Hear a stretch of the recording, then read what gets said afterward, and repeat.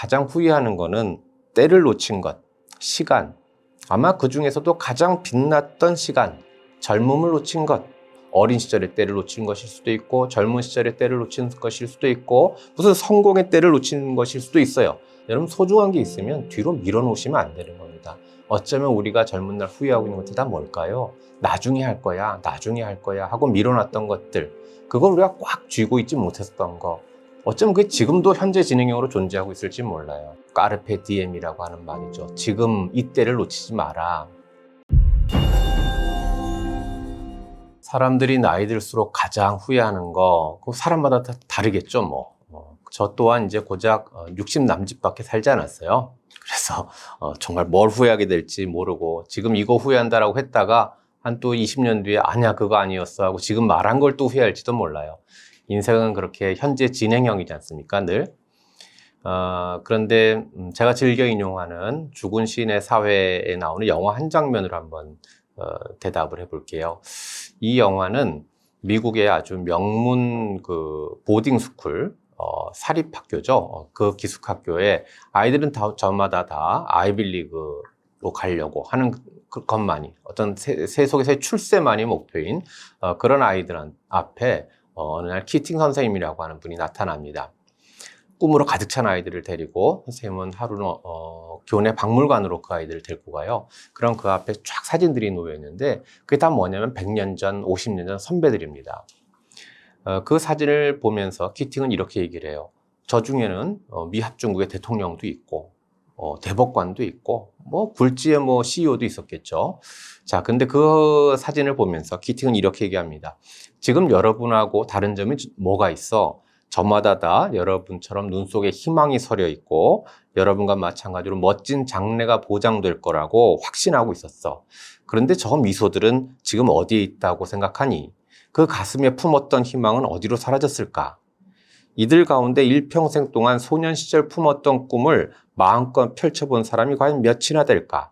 대부분은 지나간 시간을 후회하고 아쉬워하면서 무덤 속으로 사라져버렸지. 능력이 부족해서 그랬다고 할 수 있을까? 모두 전지전능한 성공의 신을 뒤쫓는데 급급해서 어린 시절의 꿈을 헛된 욕망에 써버린 거야. 지금은 결국 땅속에서 한낱 수선화의 비료로 썩고 말 것을. 하지만 좀 더 가까이 다가가 보면 이들이 속삭이는 소리가 들릴 거야. 자, 들어봐. 들리지? 하면서 그때 키팅이 했단 말이 카페 디엠 이렇게 했었습니다. 이 영화 이후로 인구에 회자됐던 말이 바로 저 까르페 디엠이라고 하는 말이죠. 지금 이때를 놓치지 마라. 키팅은 이렇게 얘기했던 것 같아요. 저 박물관의 사진 속에 남아있는 저 수많은 선배들 다 성공했어. 너네들의 롤 모델이겠지. 근데 지금 저 사람들 다 어떻게 됐어? 수선화의 비료야. 야, 다 죽었어. 야.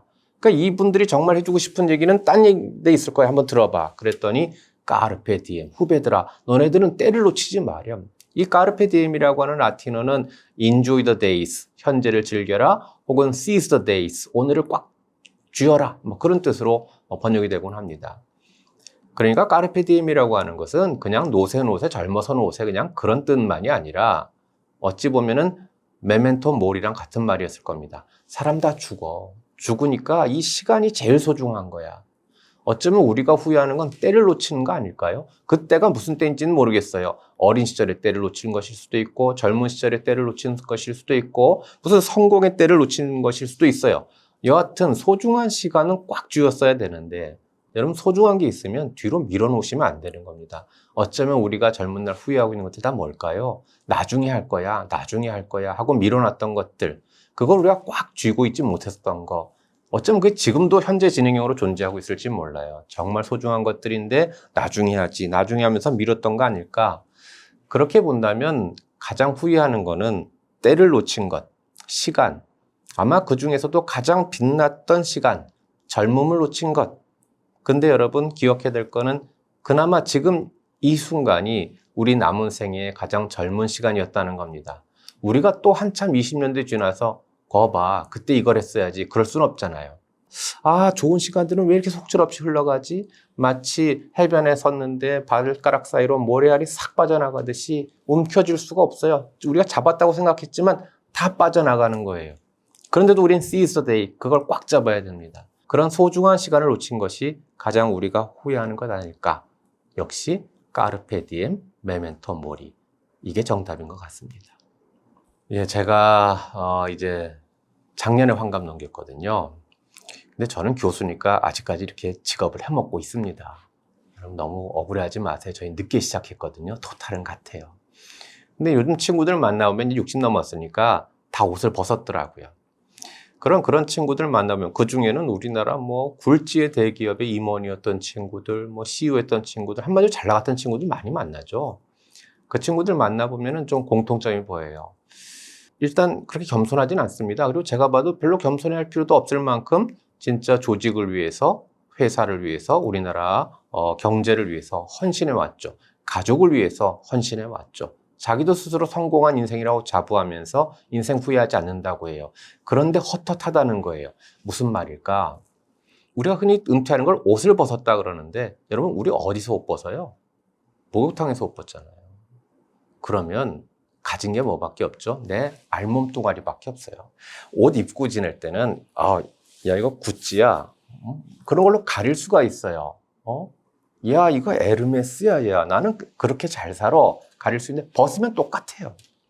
그래 내 알몸뚱이만 나오니까 불안하고 두려운 거죠. 무슨 얘기냐면 우리가 한 30년은 성공을 준비하기 위해서 살아가고요. 그 다음은 성공을 향해서 막 달려가고 한 30년 삽니다. 그럼 60 끝납니다. 그럼 이 60년 동안은 다 우리 이름 앞에 관영어가 붙어 있었던 거 기억하십니까? 저는 아무개 대학교 몇 학번 누구입니다. 저는 무슨 삼성 아무개 뭐 대리 아무개입니다. 항상 내 이름 앞에 관영어가 있어요. 그게 옷이에요.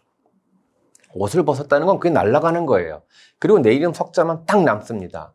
알몸뚱아리만 남았단 말이에요. 그럼 너무 좋잖아요. 드디어 내 이름 석자만 갖고 그냥 살아가면 될 것 같은데 아니요. 불안해요. 왜냐하면 그동안 다 조직을 위해서만 살아왔어요. 관영어를 위해서만 존재했어요. 근데 관영어가 나를 위한 게 아니었어요. 관영어가 뚝 떨어지고 나니까 내 이름 석자를 위해서는 해놓은 게 없어요.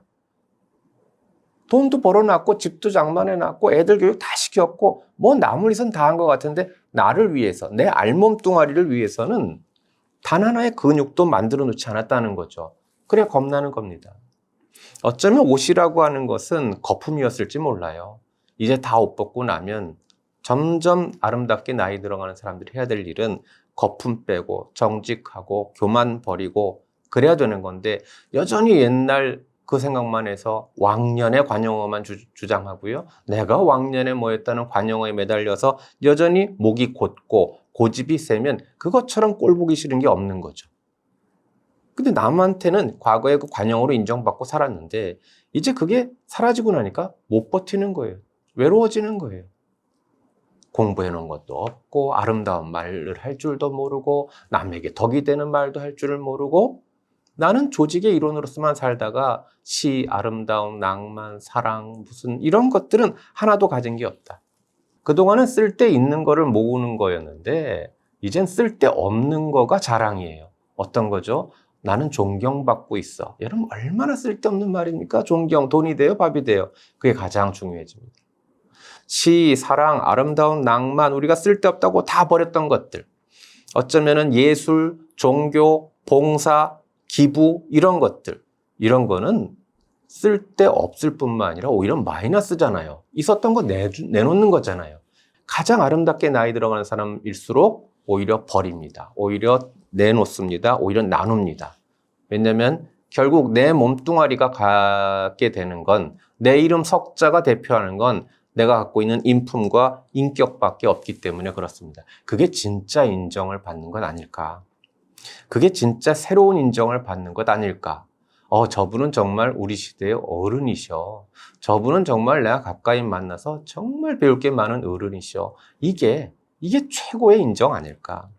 아름답게 나이 드는 사람들의 선택은 이런 거여야 될 것 같아요. 그런데 인정받기가 점점 쉽지 않거든요. 저희 원로 교수들, 퇴임하고 명예교수이신 분들이 저를 찾아와서 이렇게 말씀하세요. 정 교수, 사람은 역시 일을 해야 사람이야. 여러분 이게 정년 퇴임 5년 남은 저한테 해줄 위로의 말입니까? 아니, 지금 이렇게 얘기해줘야 되는 거 아니에요? 정생, 5년만 버텨. 일 안 해도 돼. 얼마나 좋은지 몰라. 이래야 될 텐데, 웬걸, 이제 5년 남았는데 더 일하라는 거예요. 뭐가 아쉬워서 나한테 사람은 일을 해야 사람이라고 말하는 걸까?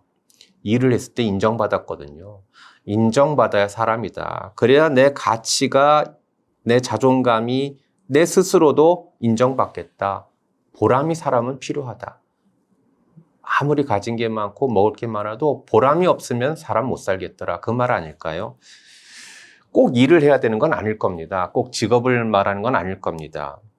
다만 신체를 위해서는 운동할 준비를 다 갖추면서, 그래서 나이 들면 근육이 없어지기 때문에 근력 운동을 해야 된다고, 그리고 온갖 영양제 챙겨 드시면서 정작 정신의 건강, 정신을 위한 운동, 그런 것은 과연 하고 있는지, 그것이 바로 공부 아니겠습니까?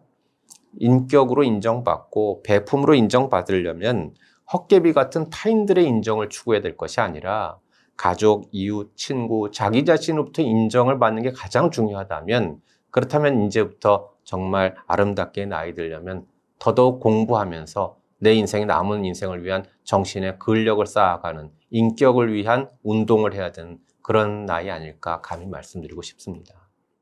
어둡다는 건요, 현상에 지나지 않아요. 어두워지는 상태에 불과해요. 근데 제가 여기서 성냥을 불을 그어대면 어둠은 사라져요. 어둠이 이 불을 끌 수가 없어요. 아무리 무슨 재간을 해봐요. 어둠은 실체가 아니에요. 현상이니까. 지금 당장은 극복 힘들어요. 근데 롱텀으로 보면 좀 달라져요. 너무 가까이서 들여다보면 세상 슬퍼. 가까이 보는 우리 집안일수록 우리 집은 잘 못 사는 것 같죠. 너무 지금의 그 불안한 존재 조건만 갖고 이걸 현미경처럼 들여다보면서 거봐, 이건 세균으로 가득 차 있어. 그러면 안 된다는 거죠. 그때는 롱숏으로 봐야 된다는 것. 그게 중요한 거 아닐까. 저는 이육사시를 이렇게 읽습니다. 남들은 다 너무너무 암흑이고 무서워서 추워서 변절해가고 있는 그 시간, 이육사는 일본 애들이 녹그릇까지 다 가져가. 어머 세상에, 무서워가 아니라 그래? 얘네들 힘 없구나 라고 생각을 바꾼 거죠. 아니, 포탄 만들 돈도 없구나, 오히려 이렇게 생각하는 거죠. 고양이가 쥐를 막 쫓는데요, 웬만하면 퇴로를 놔두고 쫓아요. 그 다음 쥐 잡아먹으면 되니까. 근데 정말 아사 직전에 고양이는 새끼 생쥐도 잡아먹어야 되기 때문에 악착같이 개를 괴롭힐 거란 말이에요. 그럼 빨리 생각해야죠. 아, 저 고양이 힘 없구나, 이렇게 생각하는 게 맞잖아요. 놀랍게도 이육사는 완전히 생각을 바꿉니다. 아, 겨울이야, 너무 추워 하고서 다들 벌벌 떨고 있을 때, 겨울이야, 아 땡큐야, 이제 봄이네, 하마터면 가을이었으면 큰일 날 뻔했다, 이렇게 되는 거 아니에요 오히려? 그래서 바닥이 절정이에요. 그래서 어떤 순간에서도 내가 여기서 눈 감아 생각해 보면서 자기 안에 희망을 찾아내는 것, 그게 중요한 거 아닐까. 어둡다는 건요, 현상에 지나지 않아요. 여기 지금 조명 끄면 어두워질 겁니다. 어두워지는 상태에 불과해요. 근데 제가 여기서 성냥을 불을 그어대면 어둠은 사라져요. 어둠이 이 불을 끌 수가 없어요. 아무리 무슨 재간을 해봐요. 어둠은 실체가 아니에요. 현상이니까. 얘 못 꺼요. 내가 어둠을 몰아낼 수 있지, 어둠이 내 불을 끌 수는 없는 거예요. 그러니까 사실은 내가 어둠과 같은 상태에 있다는 건 딴 게 아니라 내 안에 있는 불을 잃어버린 상태예요. 내 마음의 빛을 잃어버린 상태에 지나지 않아요. 날이 밝아지면 내가 성공하겠다, 그게 아니라 내 마음의 불을 되찾으면 내가 승리하겠다 하는 것이 맞죠. 내 인생이 좀 어둡게 여겨주신다면 그건 지금 한 상태에 지나지 않아. 어둠은 본질이 아니야. 그래서 그 어두운 순간 이육사처럼 희망을 갖고 다시 시작하는 겁니다. 내 마음 안에 봄, 빛, 불을 찾아내는 것. 그게 저로서는 인생의 저점을 빠져나오는 방법이라고 생각합니다. 지금 당장은 극복 힘들어요. 그건 견디는 거에 방법 없다니까요. 근데 롱텀으로 보면 좀 달라져요. 그 찰리 채플린의 명언이라고 알려진 게 있죠. 인생은 가까이서 보면 비극이고 멀리서 보면 희극이다. 근데 이게 영어로 읽으면 더 그럴듯해요. 이 채플린이 실제로 한 말 그대로 하면 채플린이 이렇게 얘기했어요. Life is a tragedy. 인생은 비극이다. When seen in close-up. 클로즈업으로 볼 때는 트레지디다. But a comedy in long shot. 그런데 코미디야. 롱숏으로 찍으면 코미디야. 그러니까 채플린은 역시 영화 만드는 사람이니까 영화 용어로 얘기한 겁니다. 자, 슬픈 장면 어떻게 해? 클로즈업으로 땡겨 하라는 거예요. 그래야 슬퍼 보이거든요. 여러분, 여배우가 막 닭똥 같은 눈물 흘리는 그 장면 딱 클로즈업으로 잡혀야 슬프죠. 근데 희극은 전체 장면 맥락이 재밌는 거거든요. 그래서 롱숏으로 찍어요. 그래서 이게 뜻하는 바가 뭘까요? 채플린은 이렇게 얘기한 것 같아요. 너무 가까이서 들여다보면 세상 슬퍼. 가까이 보는 우리 집안일수록 우리 집은 잘 못 사는 것 같죠. 옆에 집은 잘 사는 것 같죠. 왜요? 롱숏으로 보니까. 가까이서 봐야 될 건 멀리서 보고, 멀리서 볼 건 가까이 보니까. 그래서 지금 당장 견디기 힘든 거는 너무 클로즈업으로 내 인생 봐서 그래요. 안 되는 것 같고, 가까이 들여다보면 되게 안 돼요. 잘 분석하면 분석할수록 희망 없어요. 그런데 롱숏으로 한번 보실 필요가 있어요. 내가 살아온 건 롱숏으로 한번 보시고, 거기서 문제가 됐으면 바꿔야 되는 거고요. 또 그냥 무적정한 긍정 낙관은 저는 추천하지 않아요. 잘 될 거야. 그거 거짓말이에요. 그런 게 있어요. 잘 되게 해야 되는 것 뿐이죠. 대신 너무 지금의 그 불안한 존재 조건만 갖고 이걸 현미경처럼 들여다보면서 거봐 이건 세균으로 가득 차 있어. 그러면 안 된다는 거죠. 그때는 롱숏으로 봐야 된다는 것. 그런 지혜만 좀 있었으면 좋겠어요. 그래서 기억해 두세요. 인생은 가까이서 봐야 될 걸 가까이서 보고 멀리서 볼 걸 멀리서 보면 그럼 웬만하면 희극으로 지낼 수 있지 않을까 싶어요. 저라고 왜 시련이 없었겠어요. 근데 그걸 밝히자니 지금 위험하죠. 결혼 생활도 시련이고요. 자식놈 사춘기 때도 시련이고요. 지나놓고 보면 아무것도 아니지만. 그러나, 시련은 누구나 있었던 것이고. 근데 한번 이렇게 생각해 볼까요? 시련을 꼭 극복해야 되나? 아니, 말을 바꿀게요. 시련을 어떻게 극복할 수 있어? 극복할 수 있으면 이미 시련이 아니지. 어쩌면 시련이 다가오면 우리가 할 수 있는 일은 그게 지나갈 때까지 버티는 것 같아요.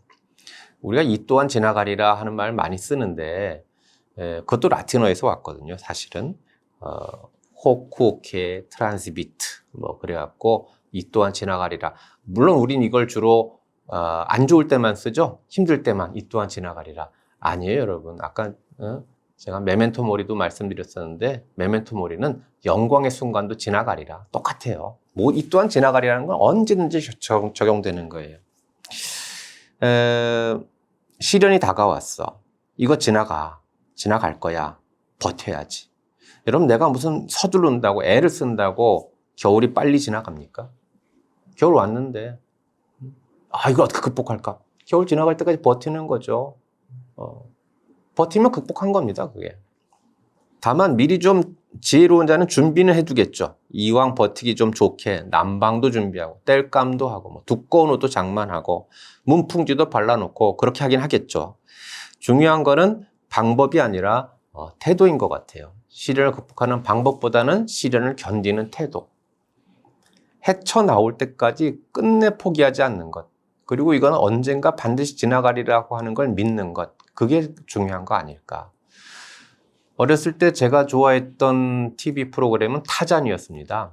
그럼 타잔을 보면 영웅 타잔이 세상 모든 걸 다 이겨내거든요. 사자와 싸워도 이기고 심지어 악어랑 싸워서 이길 땐 정말 멋있죠. 그런데 타잔도 꼼짝 못하는 게 하나 있었습니다. 그래서 제가 어렸을 때 가장 공포의 대상이었던 게 바로 늪입니다. 늪은 헤쳐나오려고 발버둥 치면 발버둥 칠수록 더 깊이 빠져든다는 아이러니에 있습니다. 얼마나 무섭습니까?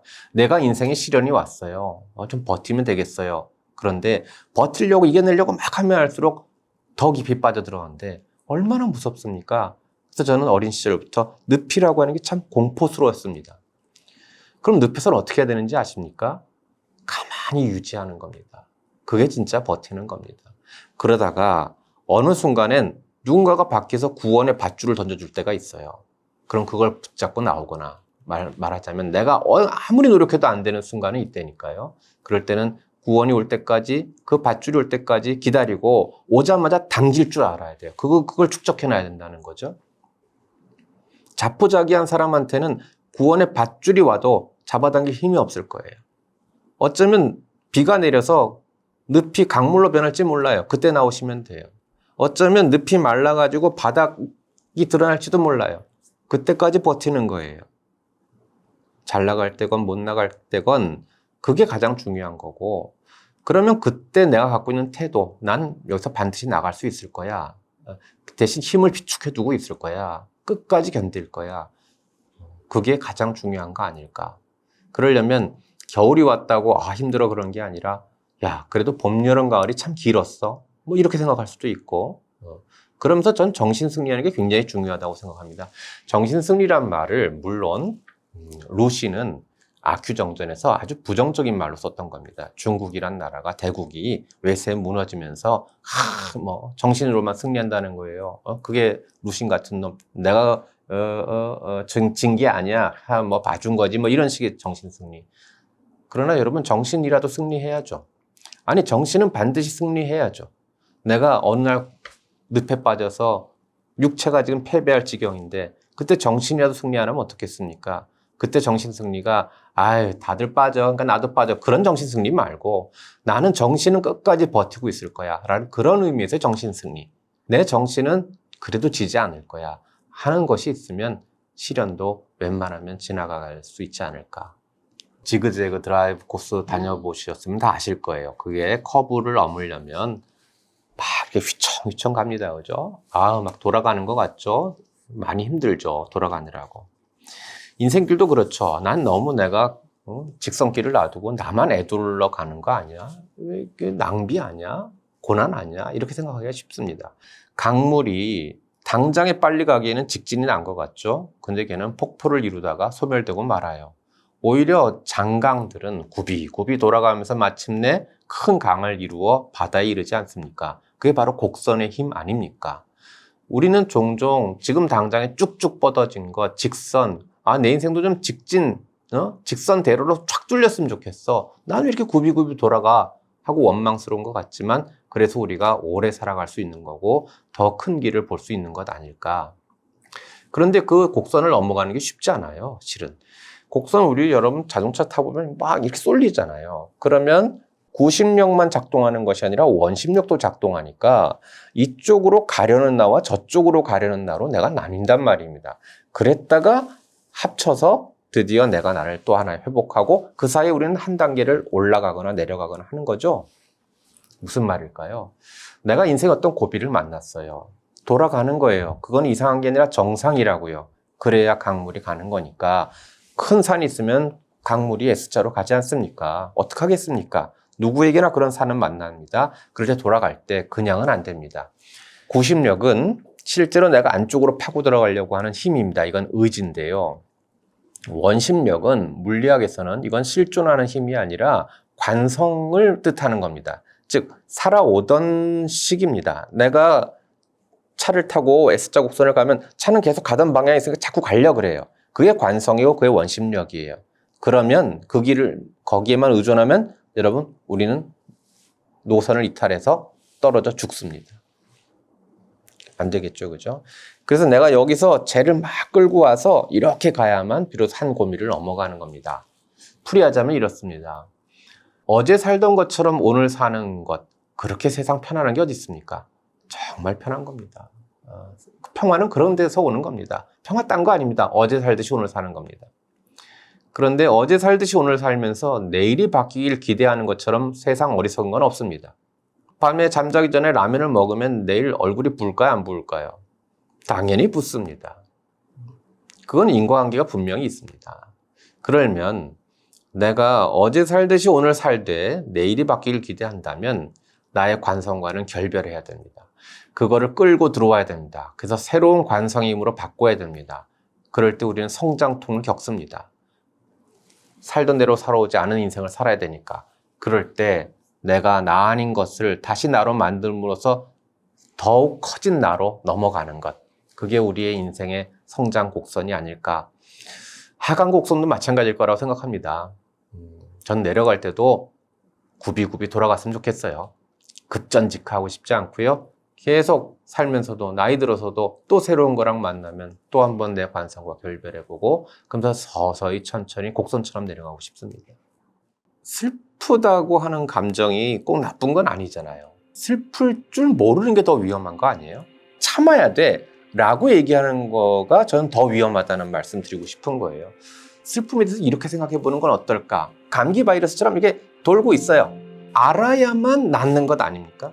그 슬픔과 우울을 적당히 감추거나 섣불리 극복하려고 하는 게 오히려 그게 정말 문제 아닐까? 그런 의미에서 보자면 슬픔과 우울을 너무 부정적으로만 생각할 필요는 없지 않느냐. 현대인들의 우울과 불안 많은 사람들이 얘기하죠. 얼마 전 제가 읽은 책은 고립사회라고 하는 책을 보더라도 우린 너무 지금 각자의 삶, 거기다 이제는 또 코로나 이후로 격리된 삶, 또 지금 우리도 실제로 만날 수 있는 것을 떠나서 매개가 되긴 하는데 그러나 떨어져 있죠. 사실 이거는 유리창과 같아요. 여러분하고 저는 이 유리창 덕택에, 즉 이 매체 덕택에 여러분과 나를 만날 수 있죠. 만약에 내가 벽으로 가득 차 있으면은 밖을 볼 수가 없잖아요. 뚫려 있는 거죠. 그걸 통해서 지금 여러분하고 제가 기적적으로 만날 수 있는 거죠. 지금 이 방송은 유리창을 우리한테 만들어 준 거예요. 너무너무 고맙죠. 매개가 됐으니까. 근데 우리 만질 수 있나요? 유리창은 또 단절이기도 하죠. 이랬기 때문에 실제 사람들이 만나는 걸 단절시키기도 하죠. 우리가 SNS 시대라 해서 많이 더 소통이 되고 많은 유리창을 갖고 있는 것 같은데 정작 만나는 사람은 줄어드는 것 같은 것. 문자는 수없이 많이 날리지만 그 사람의 육성은 사실은 듣고 있지 않아서 전화도 걸지 않는다는 것. 그런 아이러니가 분명히 있을 겁니다. 솔직히 현대인들이 과연 더 우울한지 불안한지는 저 잘 몰라요. 왜냐하면 제가 원시대도 안 살아봤고 조선시대도 안 살아봤잖아요. 비교가 안 돼요. 어떻게 생각하면은 사는 건 다 똑같겠지. 인생은 조선시대에 태어났어도 우울했을 거야. 원시인도 우울했을 거야. 솔직히 이럴 수 있어요. 원시는 얼마나 불안했겠어요. 사자가 어디서 튀어나오나. 얼마나 불안했겠어요. 근데 이제 일반적으로는 옛날은 그래도 우리보다 좀 덜했을 것 같다라고 말하는 이유가 때로는 꼭 좋지 않은 이유도 있어요. 가령 노예는 불안하지 않았을 수도 있잖아요. 어차피 노예로 확정됐잖아요. 내가 열심히 살아도 노예고 대충 살아도 노예겠네요. 근데 우리에겐 기회가 생겼죠. 그 기회라고 하는 게 어쩌면 우리에게 정말 찬스도 되지만 우리를 불안하게 만들기도 하죠. 우리는 농부의 자식으로 태어났지만 대통령도 될 수 있어요. 찬스일 수도 있지만 그걸 못하는 거 아닐까? 그런 기회가 있는데 못 가지는 거니까 그러니까 막 불안해하고 우울해할 수 있는 거죠. 그게 근대에서의 삶이 좀 달라진 것 같아요. 근대는 신분제 사회랑 달리 그 운명에 관한 생각이 좀 변했어요. 그게 양면성이 있다는 거예요. 제가 지금 말씀드린 것처럼. 근데 이게 이제 가속화되기 시작한 것이 현대에 이르러서는 이게 너무나 스피드해졌고, 그리고 그 경쟁 체제가 너무 가혹해졌고, 그러다 보니까 과거랑은 달리 엄청난 비교가 있잖아요. 여러분, 우리가 문명 덕택에 심지어는 온라인으로 쇼핑도 할 수 있지만, 그래서 힘드시죠? 너무 많아서. 그거 하나 고르는데 5만 거 비교하느라고 시간만 더 많이 보내고 있으시잖아요. 1,350원, 1,330원 갖고. 그래서 딱 1,330원을 찍었다? 그랬더니 택배비 200원이 더 비싸.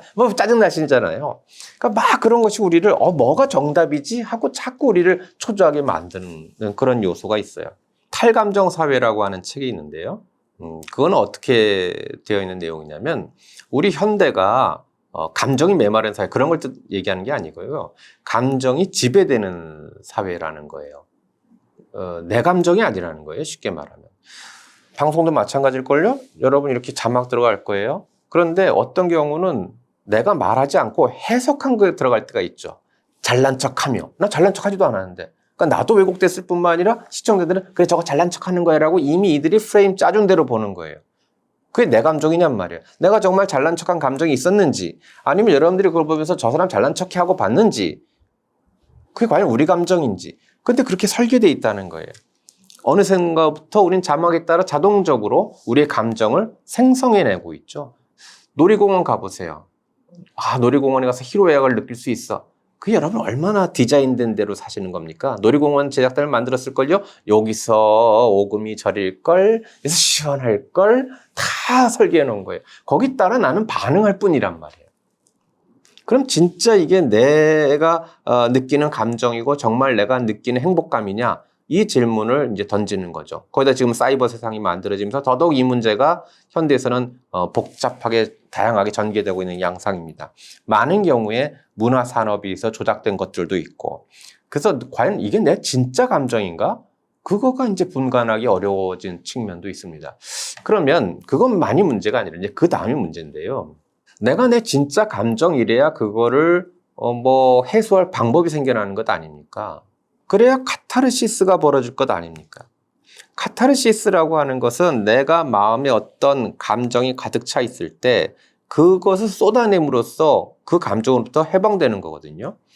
그래서 카타르시스라고 하는 말의 어원이 배설이라는 거잖아요. 내 몸 안에 있는 것들이 깨끗이 비워짐으로써 느끼는 그 감정, 그게 카타르시스인데, 그러려면 내가 감정의 정화를 느끼려면 내 감정으로 차 있었어야 그 감정의 정화가 오는데, 이 감정 자체가 만약에 만들어진 감정이라면 혹은 감정 연습도 돼 있지 않다면, 그러면 나는 제대로 된 카타르시스도 못 느끼면서 자기는 카타르시스 했다고 착각하면서 사는 것 아닐까. 그러다가 난데없이 정말 감정을 드러낼 때가 있어요.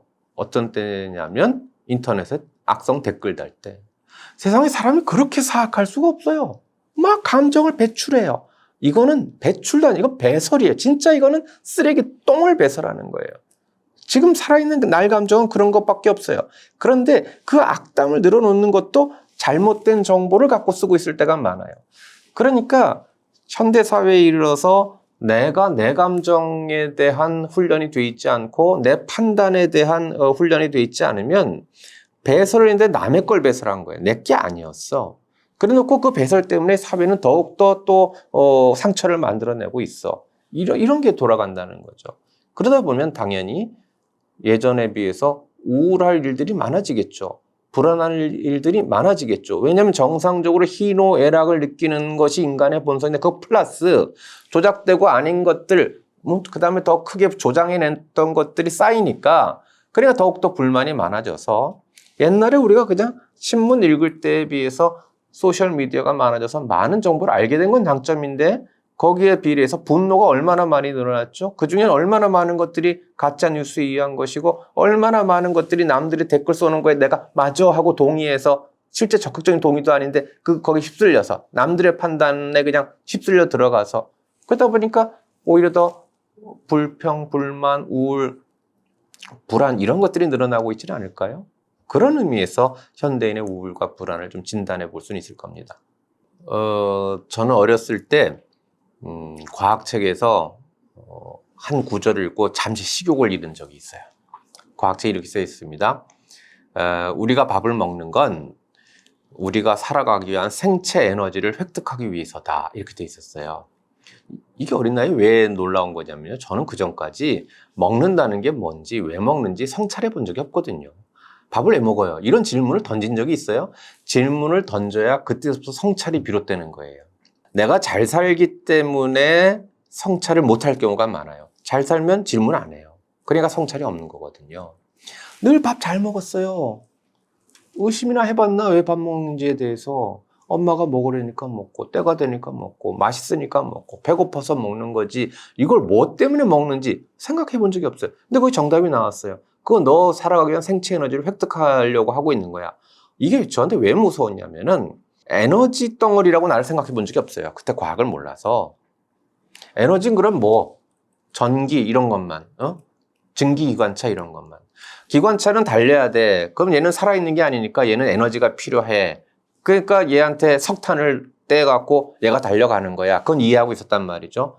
그러니까 갑자기 뭐예요? 밥이 내 눈에 뭐로 보였을까요? 석탄으로 보였단 말이에요. 이해 가셨습니까?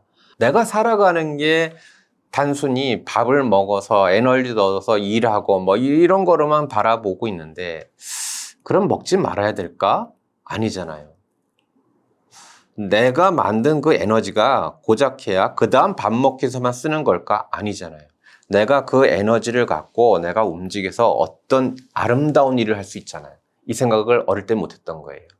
그러니까 잘 먹어야 되겠어요. 잘 먹어야 내가 더욱더 아름다운 일을 할 수가 있겠어요. 그렇게 생각을 바꾸어야 되는 것 아닙니까? 그러면 음식을 만들고 음식을 먹는 것 자체가 내 인생의 어떤 축도일 수도 있겠다. 슬프다고 하는 감정이 꼭 나쁜 건 아니잖아요. 슬플 줄 모르는 게 더 위험한 거 아니에요?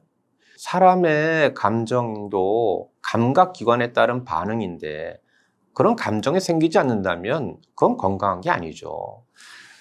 슬플 때 너무 울어. 그럼 이거 건강하지 않아요. 이런 걸 이제 우리 우울증이라 그래요. 근데 슬픈데 안 울어. 이것도 정상은 아니란 얘기예요, 제 말씀이. 슬플 땐 슬퍼할 줄 아는 게 굉장히 중요한데, 슬픔은 부정적인 것이니까 참아야 돼. 라고 얘기하는 거가 저는 더 위험하다는 말씀 드리고 싶은 거예요. 슬픈 건 어찌할 수 없다. 그럼 한번 슬픔에 대해서 이렇게 생각해 보는 건 어떨까? 어떤 시인의 그 발상을 빌어보자면 이런 겁니다. 슬픔이 막 바이러스처럼 이렇게 있는 거예요. 누군가는 슬픔을 겪게 돼 있는 거예요. 나만 슬픈 게 아니라 슬픔이 감기 바이러스처럼 이렇게 돌고 있어요. 그러면 얘가 살아가려면 누군가가 필요했겠죠. 그래서 어느 날 숙주로 나를 택한 것 뿐이야. 이렇게 생각하는 거예요. 슬픔이 돌림병 같은 거라고 생각해 보는 거예요. 안 슬펐던 적은 한 번도 없어. 항상 이 마을은 누군가 슬퍼. 그러면 슬픔이 다가왔을 때, 슬픔이라고 하는 놈이 잠시 내 몸에 기생해서 살려고 왔나 보다. 내가 숙주인데 그럼 어떻게 하겠어요? 야, 너 좀 적당히 있다 가라. 그거는 아이러니하게도 알아야만 낫는 것 아닙니까? 슬플 때 슬퍼하고 우울할 땐 우울하다라고 말하는 것. 그 슬픔과 우울을 적당히 감추거나 섣불리 극복하려고 하는 게 오히려 그게 정말 문제 아닐까. 그런 의미에서 보자면 슬픔과 우울을 너무 부정적으로만 생각할 필요는 없지 않느냐. 때로는 정당한 우울도 있고, 주변에 보면 정말 우울해할 필요가 있어서 우울해하는 사람은 상관이 없는데, 그 우울해 필요가 있어 우울해하는 사람한테도 우울함을 아예 용납해주지 않는 사람들, 그러면서 건강이라고 하는 이름을 포장하는 것, 이런 시간이에요.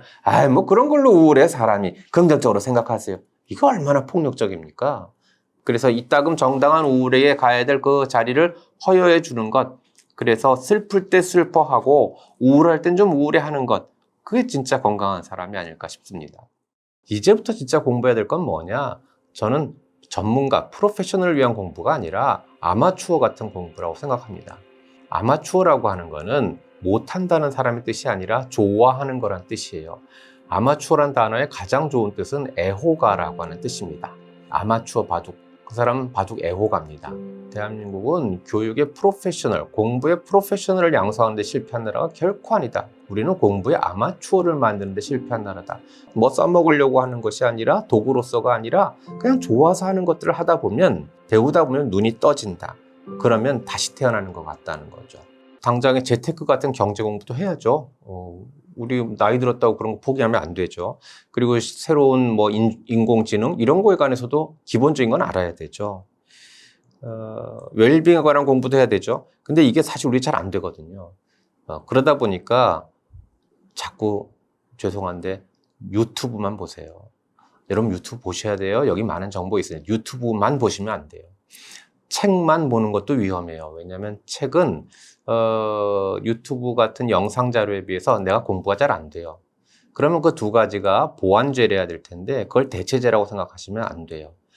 그래서 책도 보시고 유튜브도 보시고 그럴 때 제발 좀 겸손했으면 좋겠어요. 역시 전문가 말을 믿으셔야 돼요. 지금 너무 가짜 정보가 많고 이래서 공부하는 게 때로는 오히려 위험하기까지 해요. 걸러주는 사람이 없단 말이에요. 우리 늙어서 혼자 독학하는 거는. 그러니까 자기 확신에 빠지면 맹신에 빠질 때도 많습니다. 다만 실용적인 것에 처지면 안 되는데 우리가 여기서 따라가는 정도로 해야 되지 앞장설 거는 저는 못 된다고 생각해요. 뒤처지지 않는 정도는 우리가 쫓아가는 겁니다. 그런데 이제부터 진짜 공부해야 될 건 뭐냐?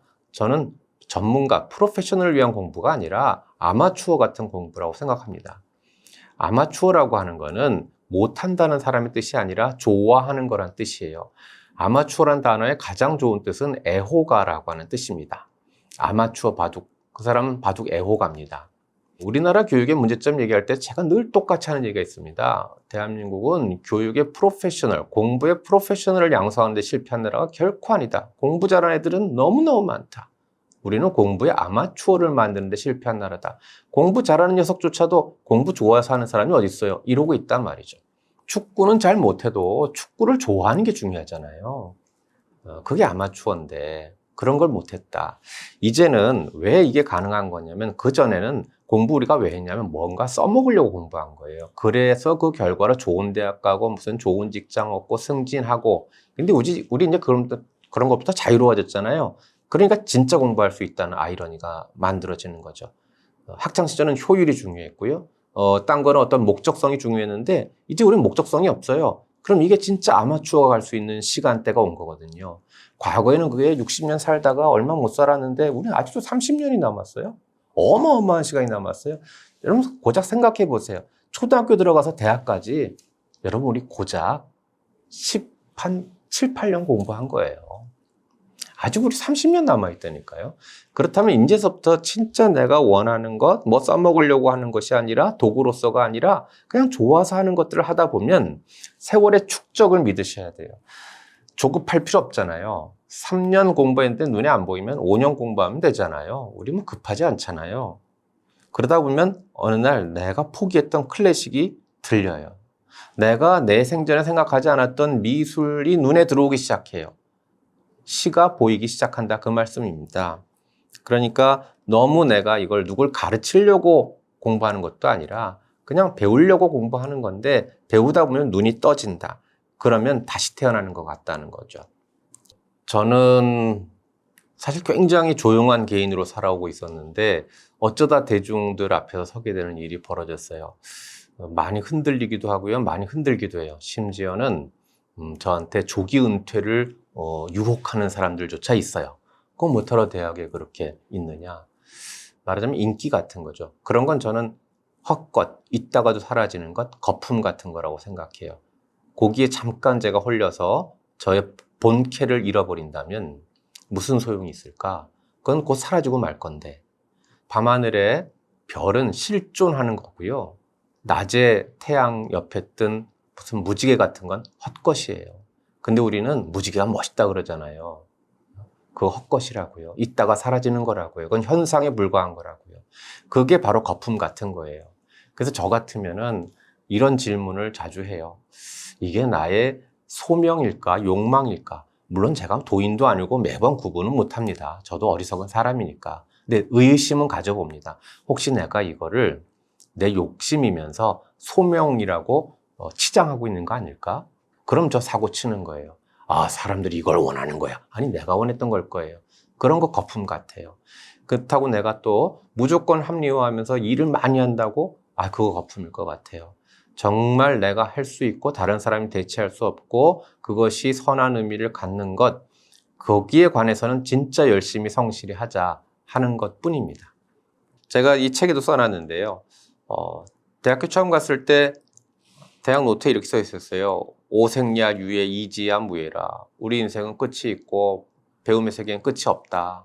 그래서 열심히 공부할 뻔했는데 그 뒤에 원문을 봤더니 이유의 수무의 태이라. 그러니 끝이 있는 것을 가지고 끝이 없는 것을 쫓아간다는 것은 어리석은 일이라 위태로운 일이라 이렇게 돼 있더라고요. 아이고, 그래서 야, 이거 정말 장자답다 그 생각했는데 나중에 나이 들어서 좀 다시 음미해 보니까 그런 것 같아요. 뭐 조금 알고 다 아는 것처럼 하는 그런 교만은 지적 세계에선 용납이 안 되는 거죠.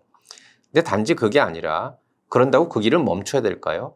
가령 제가 칸트와 헤겔을 그 끝도 없는 세계처럼 보였을 거 아니에요. 제가 대학생 할 때. 내가 평생 공부한 이 사람들처럼 될까? 아니, 칸트 헤겔도 필요 없어. 지도교수만큼이나 할 수 있을까? 절망이에요. 아유, 안 하는 게 낫죠. 끝까지 못 갈 거. 그렇게 생각하기 쉬워요. 근데 그렇게 한 20년 지나놓고 30년 지나놓고 보니까 그 빛나던 별들 내가 어차피 별에 못 갈 걸 왜 이 길로 왔을까가 아니라 그 별 덕택에 쫓아서 여기까지 왔더라고요. 그 별이 절망만 주는 존재가 아니라 그 별 덕택에 여기까지 왔어요. 끝이 없는 존재들, 그 노자, 장자 같은 그 별들 덕분에 끝이 있는 내가 그래도 여기서 끝났을 만한 이 미물이 그 사람 덕택에 여기까지 왔어요. 너무너무 감사한 거예요. 내가 칸트 헤겔이 되기 위해서 공부하는 것이 아니라 칸트 헤겔 덕택에 여기까지 왔고 근데 더욱 재미있는 것은 나만의 또 내 안에 칸트, 내 안에 헤겔이 또 만들어지면서 나도 누군가에겐 그런 별이 될지 모른다는 거죠.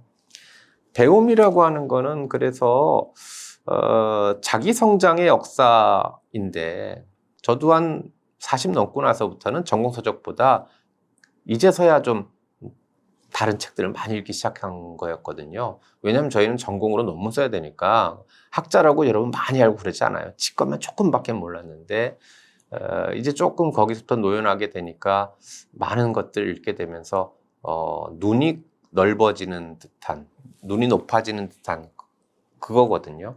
배움이라고 하는 걸 너무 수동적인 행위라고만 생각하지 않았으면 좋겠어요. 너무 제도적인 행위라고만 생각하지도 말았으면 좋겠어요.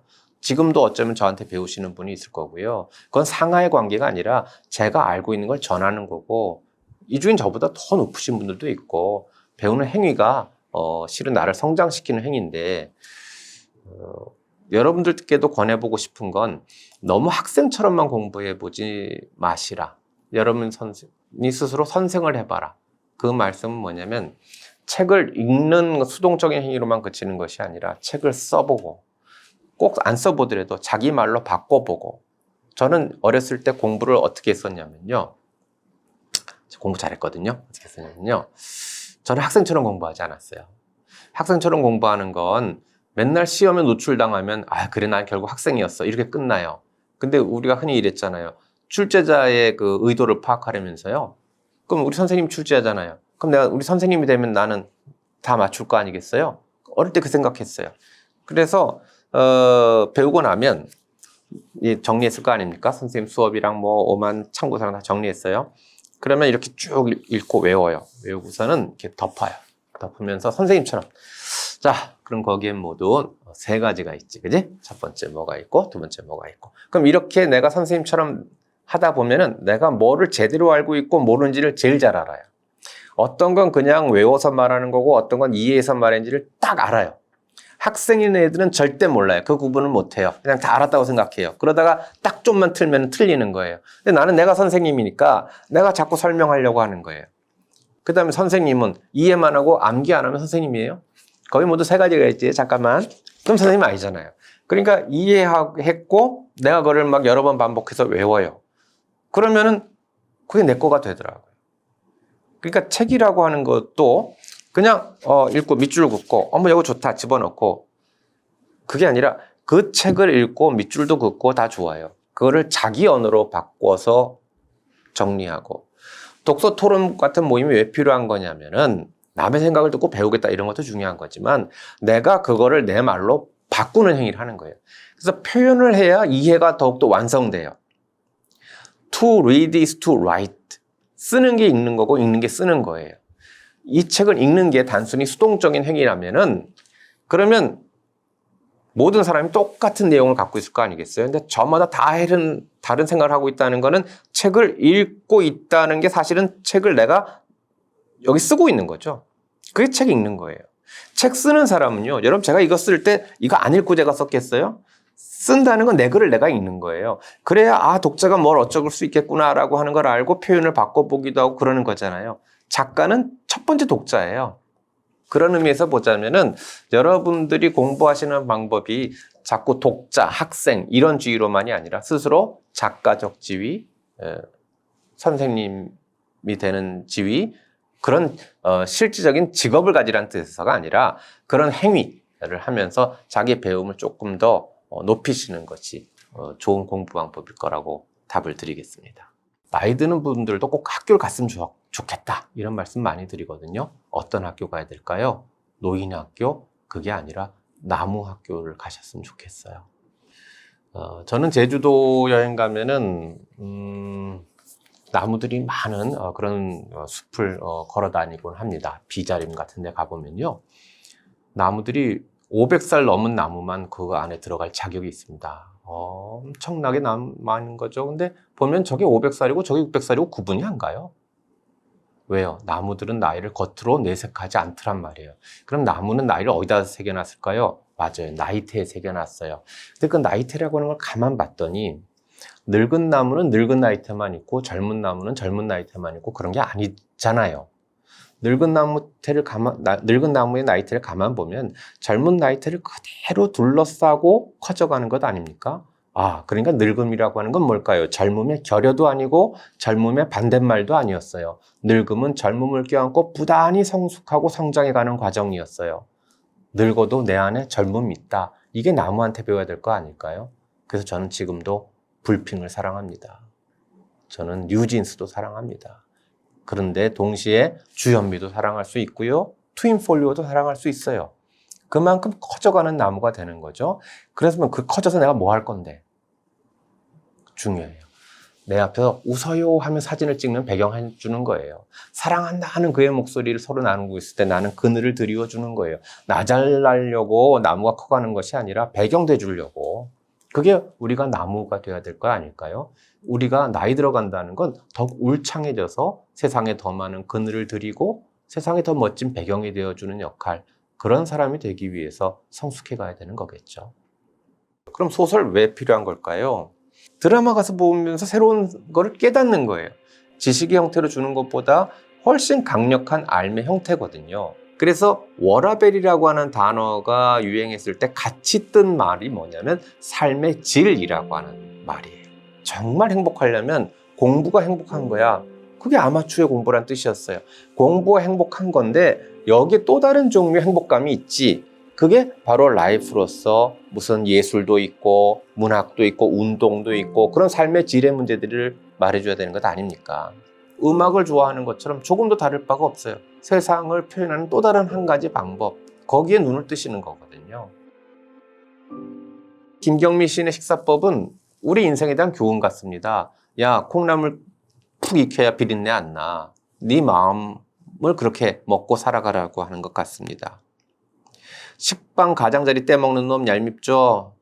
그것까지 다 먹으란 얘기입니다. 맛없는 것도 먹어야 되는 것처럼 고통도 먹어야 된다는 겁니다. 돌도 때로는 씹어가는 것, 다 받아들이는 것, 그것이 올바른 식사법 아니냐? 그러기 위해서는 좀 유순한 눈빛을 갖고 한 모금 식후물처럼 한 끼 먹고 또 좀 있다가 그 다음 끼를 먹고 그렇게 하는 것 아니겠느냐? 이런 시라고 저는 풀이를 합니다.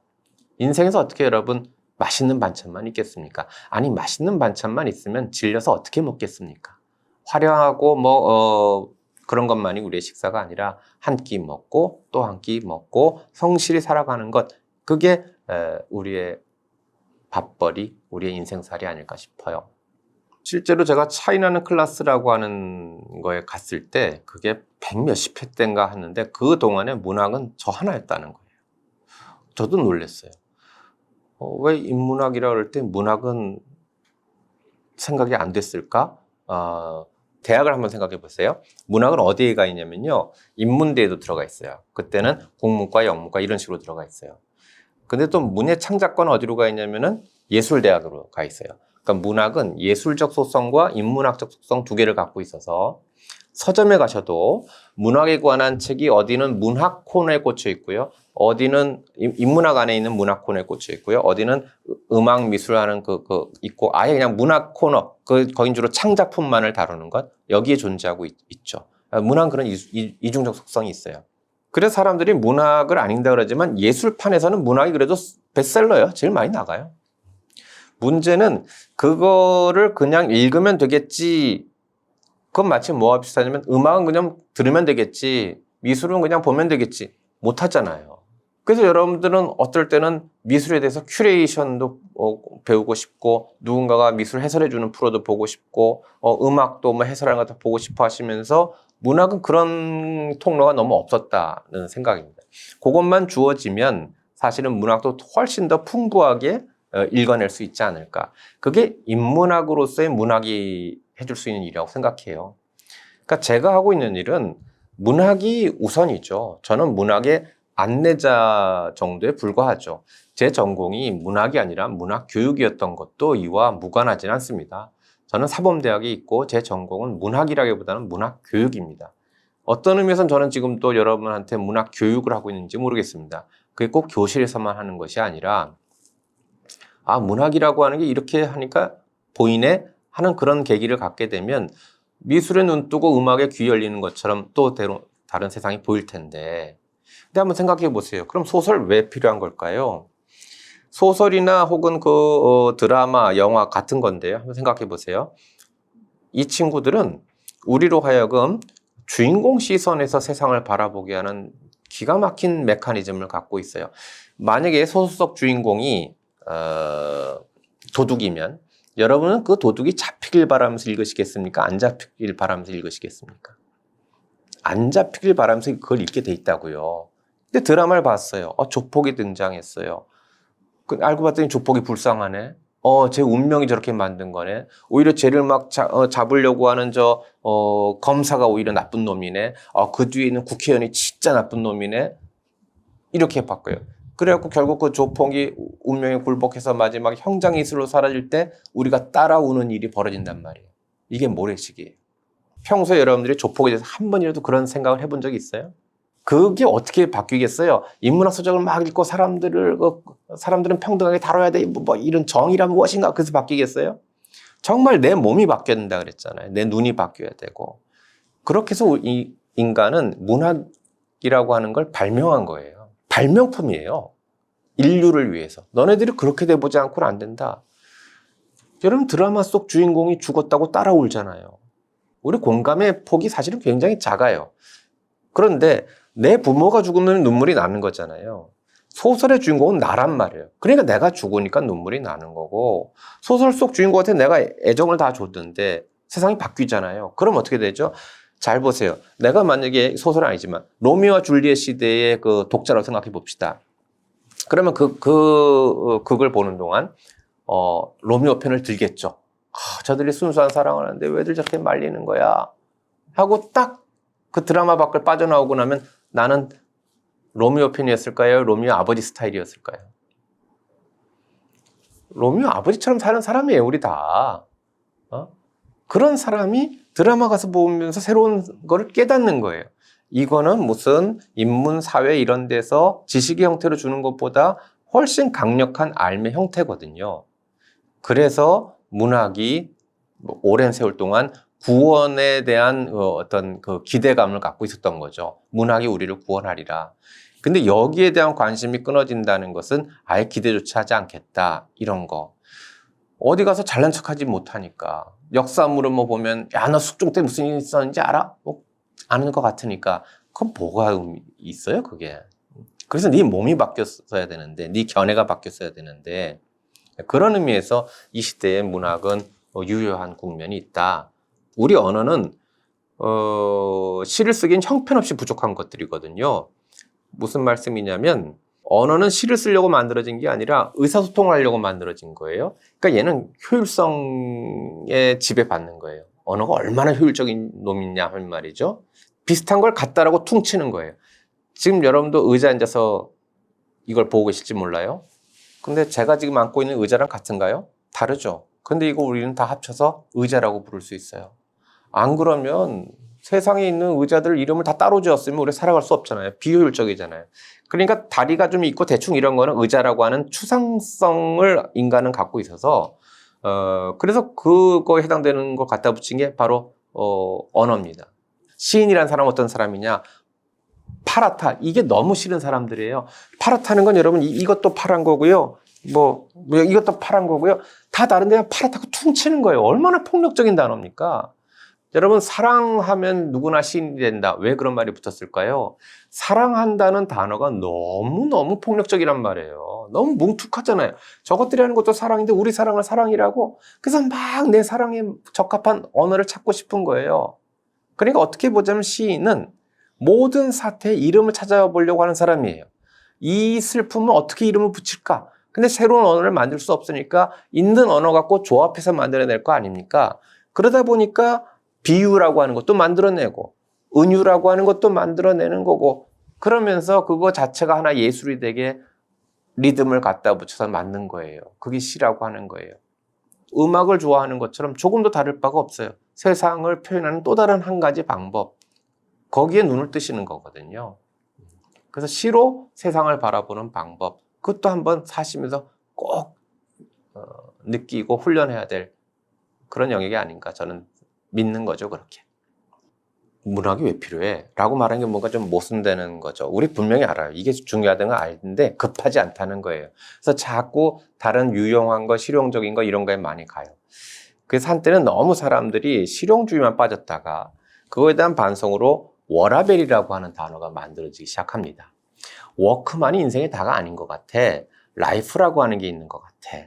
그래서 그때서부터 인문학이라고 하는 것에 대한 관심도 가지기 시작하셨고 심지어는 지금 제가 이렇게 시로 강의하는 시간까지 만들어진 거예요. 그러니까 저는 워라밸이라는 단어가 너무 고맙죠. 그전까지 여러분 저 이런 거 못했어요. 아니 세상 쓸모없는 게 문학인데 누가 그런 걸 하겠어요? 근데 워라밸이라고 하는 게 워크와 라이프의 밸런스 아닙니까?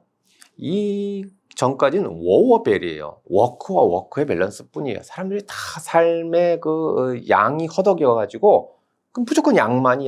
오죽하면 식당 가서도 아무거나 시켜 양 많은 걸로 이랬던 시절은 워크 원리였단 말이에요.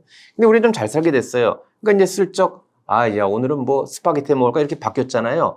그래서 워라밸이라고 하는 단어가 유행했을 때 같이 뜬 말이 뭐냐면 삶의 질이라고 하는 말이에요. 내 삶의 양은 이제 극복이 됐고 삶의 질을 누리고 싶은데 그게 워라밸이라고 하는 단어랑 같이 가면서 혹은 뭐 소확행이라는 단어가 또 그 뒤에 나오면서 그래서 우리가 너무 능률적인 것만 효율적인 것만이 아니라 좀 감성적인 것 뭐 이런 가치들을 찾기 시작했다는 거 아닙니까? 근데 그 단어에 조금 전제가 위험할 수 있다는 생각을 저는 해봤어요. 뭐냐면 워라밸이라고 하는 건 결국은 워크는 라이프가 아니라는 얘기가 돼버렸잖아요. 그러니까 워크는 라이프를 위해서 어쩔 수 없이 해야 되는 노동처럼 돼 있고 라이프만이 라이프라고 설명해 놨잖아요.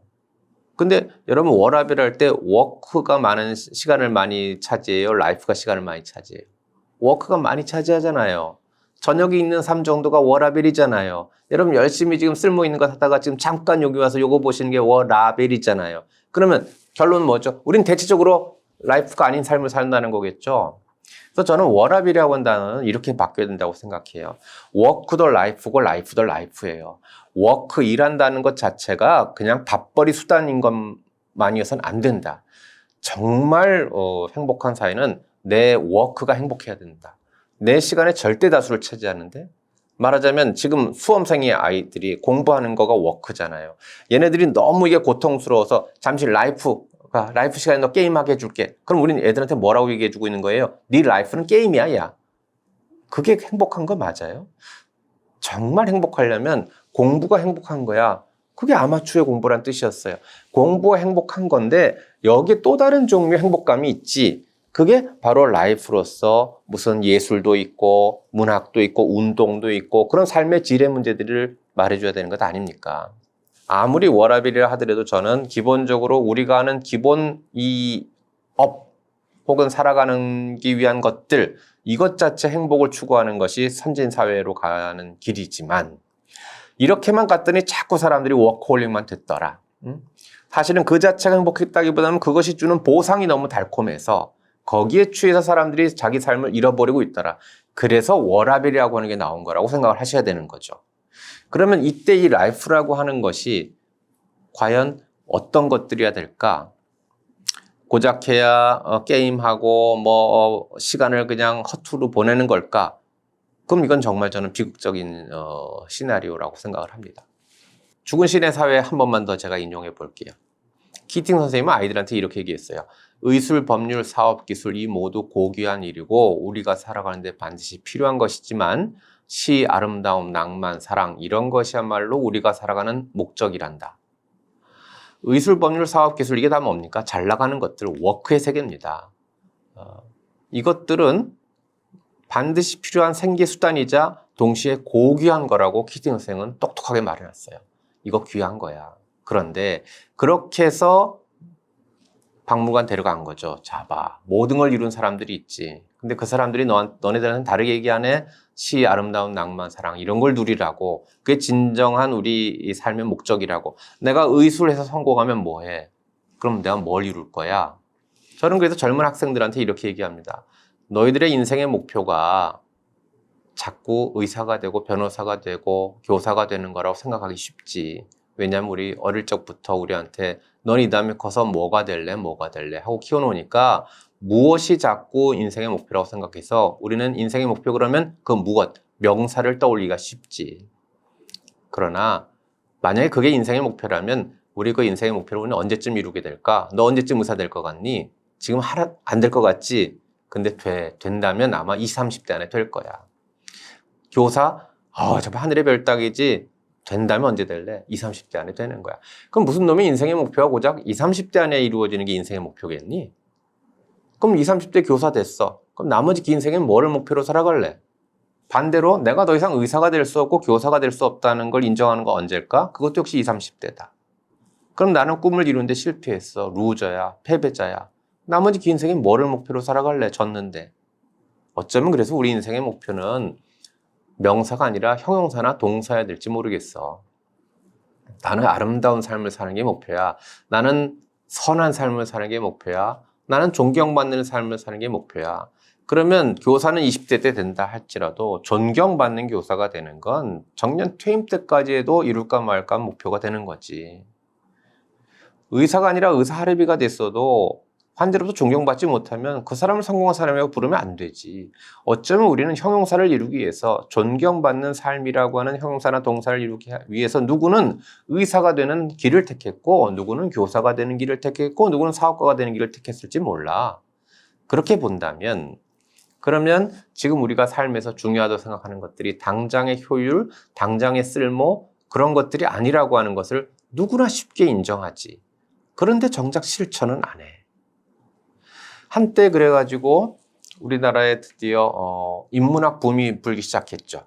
저는 우리나라가 인문학 시장이 굉장히 넓어지면서 심지어 최근에는 건축도 인문학으로 들어오고 뭐 다양한 예술도 다 인문학으로 들어오면서 정작 문학은 인문학이라고 보지 않는 사연이 뭘까? 언제서부턴가 인문학이 지식으로 변질됐어요. 그래서 뭘 용어를 많이 알고 뭘 알고 지식으로 정리되고 이런 것들을 알면 자기가 인문학 한다고 착각하기 시작하는 거예요. 아는 것 같은 착각이 이 시장을 지배하는 거예요. 그래놓고 그 다음에 또 다른 채널 봐요. 몰라요. 또 봐요. 안 것 같아요. 몰라요. 또 봐요. 그냥 그러고 있는 거죠. 인문학적 지식은 굉장히 많이 보유한 것 같은데 정작 인문적으로 살지는 않는 거예요. 그건 좀 다른 거 아니겠어요? 제가 이 시대에 문학이라고 하는 걸 얘기하는 건요. 딴 게 아니라 머리로 우리는 세상을 결정하는 것이 아니라 머리로 이해해서 가슴으로 내려와만 비로소 결정이라고 하는 걸 하는데 그동안은 효율성이라고 하는 거, 경영학이라고 하는 거 이런 게 결정했던 걸 반성하면서 인문학이 들어온 것 같은데 이게 태도로 변환되지 않는 이유는 뭘까? 그건 몸을 바꾸지 못했다는 거고 몸이 바뀌지 않았다는 것은 마음이 바뀌지 않았다는 거거든요.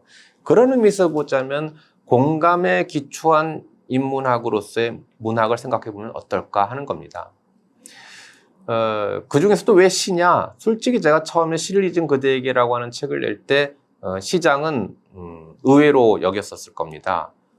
지금 소설도 사람들이 안 읽는다는데 무슨 놈의 시야? 뭐 이런 표정이었습니다.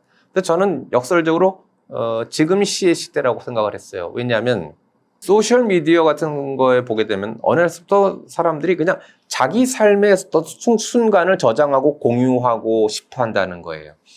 꽃이 예뻤는데 그걸 막 찍는 거예요. 그래서 그거를 자기가 올려서 같이 공유하고 소통하는 거예요. 자기 애를 찍고 풍경을 찍고 뭐 하고 있는 거죠? 일종의 어떤 서정적 순간을 남들하고 같이 나누고 싶은데 그걸 언어화한 것에 대한 것이 없으니까 그냥 인별에다가 사진만 이제 올라가는 거죠. 그것의 언어화가 저는 시라고 생각을 했어요. 그래서 SNS 시대에 시는 오히려 짧아서 될 장르다. 잔소리하지 않는다, 시는. 그리고 시는 직설하지 않아서 나로 하여금 생각하게 한다. 그게 저는 성체라고 생각했어요. 시가 무슨 말인지 모르겠다. 그거 좋은 거예요. 원래 불가능에 도전하는 거예요, 시는. 언어로 표현할 수 있으면 산문을 썼죠. 근데 뭔가 저기 어떤 비의, 신비한 그게 숨겨져 있는데, 여러분, 사랑, 지금까지 수많은 말로 써도 아직까지 해명이 안 됐잖아요. 그것을 불가능에 도전하는 게 시예요. 그래서 처음에는 안 들어오다가 내가 사랑하게 되고, 사랑에 성찰하기 시작하면은 어느 날 시가 막 훅 다가와요. 그럼 내가 이제 시인이 되는 순간이거든요. 이 시대의 시라고 하는 것이 오히려 짧고 잔소리하지 않고 자주 접할 수 있고 그래서 저는 오히려 이 시대에 시가 드디어 힘을 가질 수 있는 때라고 반대로 생각했기 때문에 이런 일들을 해왔고요. 그게 어느 정도 좀 그래도 보람 있는 일이 됐던 것 같아요. 키팅의 말입니다. 시, 사랑, 아름다움, 낭만 이런 것이야말로 우리가 사는 목적이란다. 이제 시를 읽으실 때가 된 것 아닌가.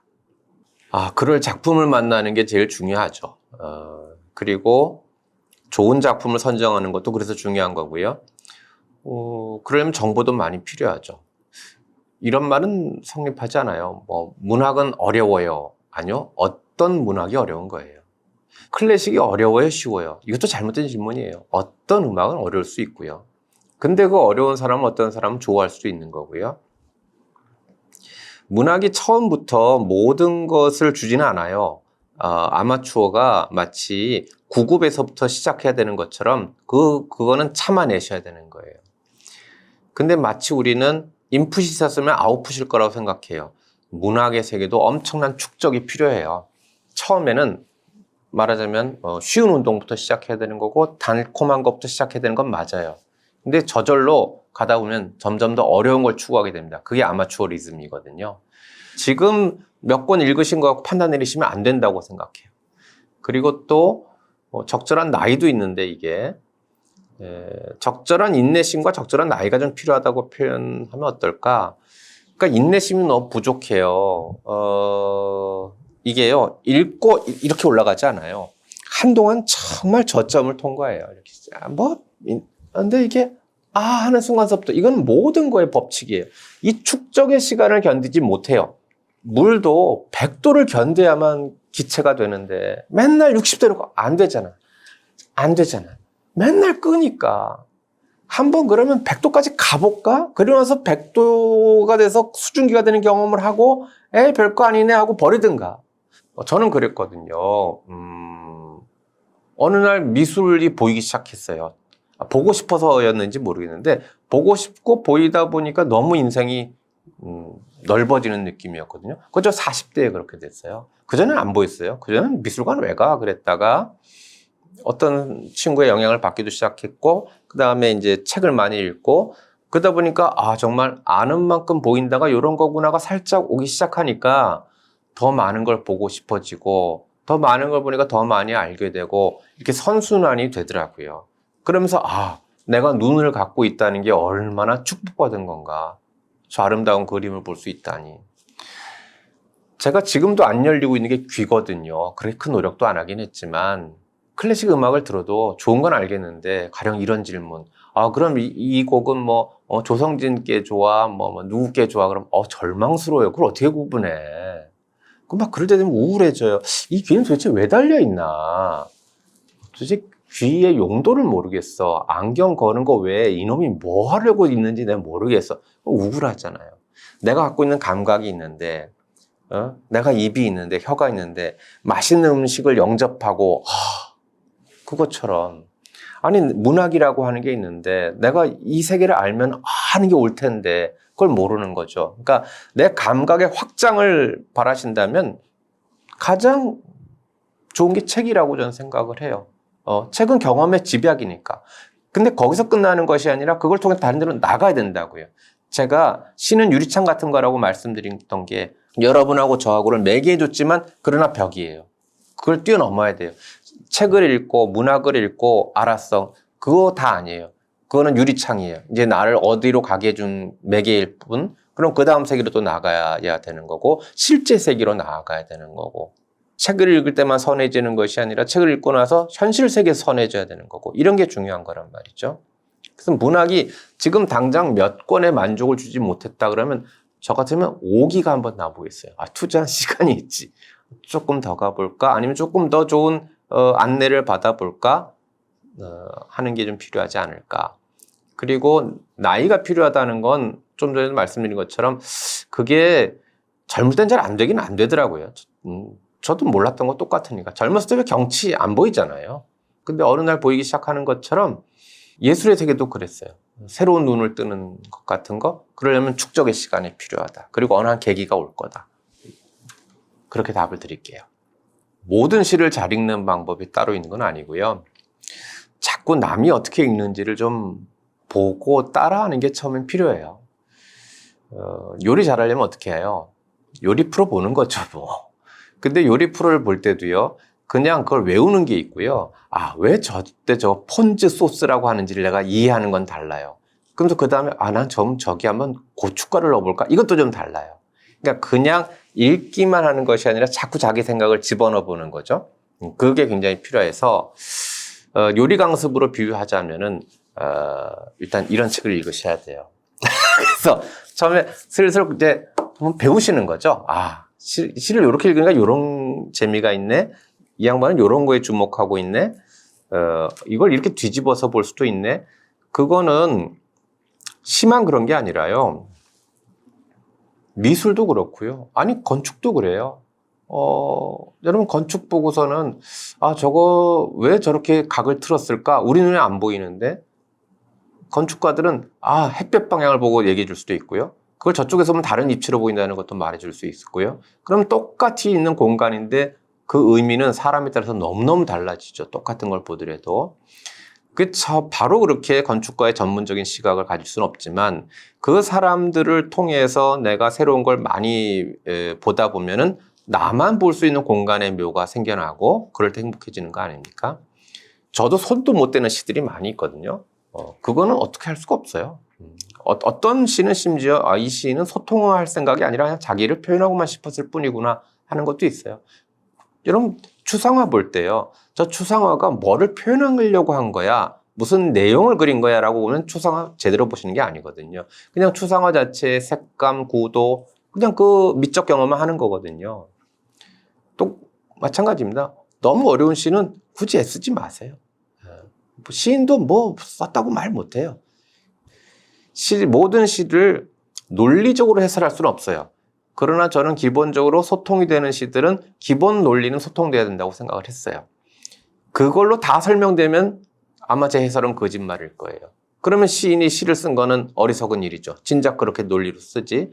논리로 할 수 있는 데까지 접근하고 남은 여지가 어쩌면 그게 진짜 시의 맛일 거예요. 만약에 제가 어떤 시를 들려드리고 자 이거는 이렇게 살라는 얘기입니다. 그러면 유교 경전을 보면 되죠. 근데 전혀 다른 언어로 이루어져 있는 거거든요.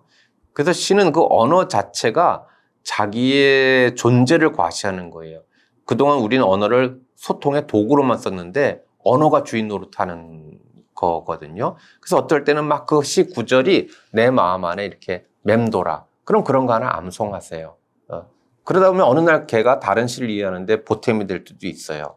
그래서 시를 자꾸 분석한다라고 하는 것을 고등학교 때 배웠던 그런 식의 분석이 아니라 분석은 한 거라니까요. 그런 식의 분석이 아닌 거지 내가 내 나름대로 자꾸 분석을 하는데 그러기 위해서는 우선은 좀 기초를 공부하시고 그리고 자꾸 시도해 보셔야 돼요.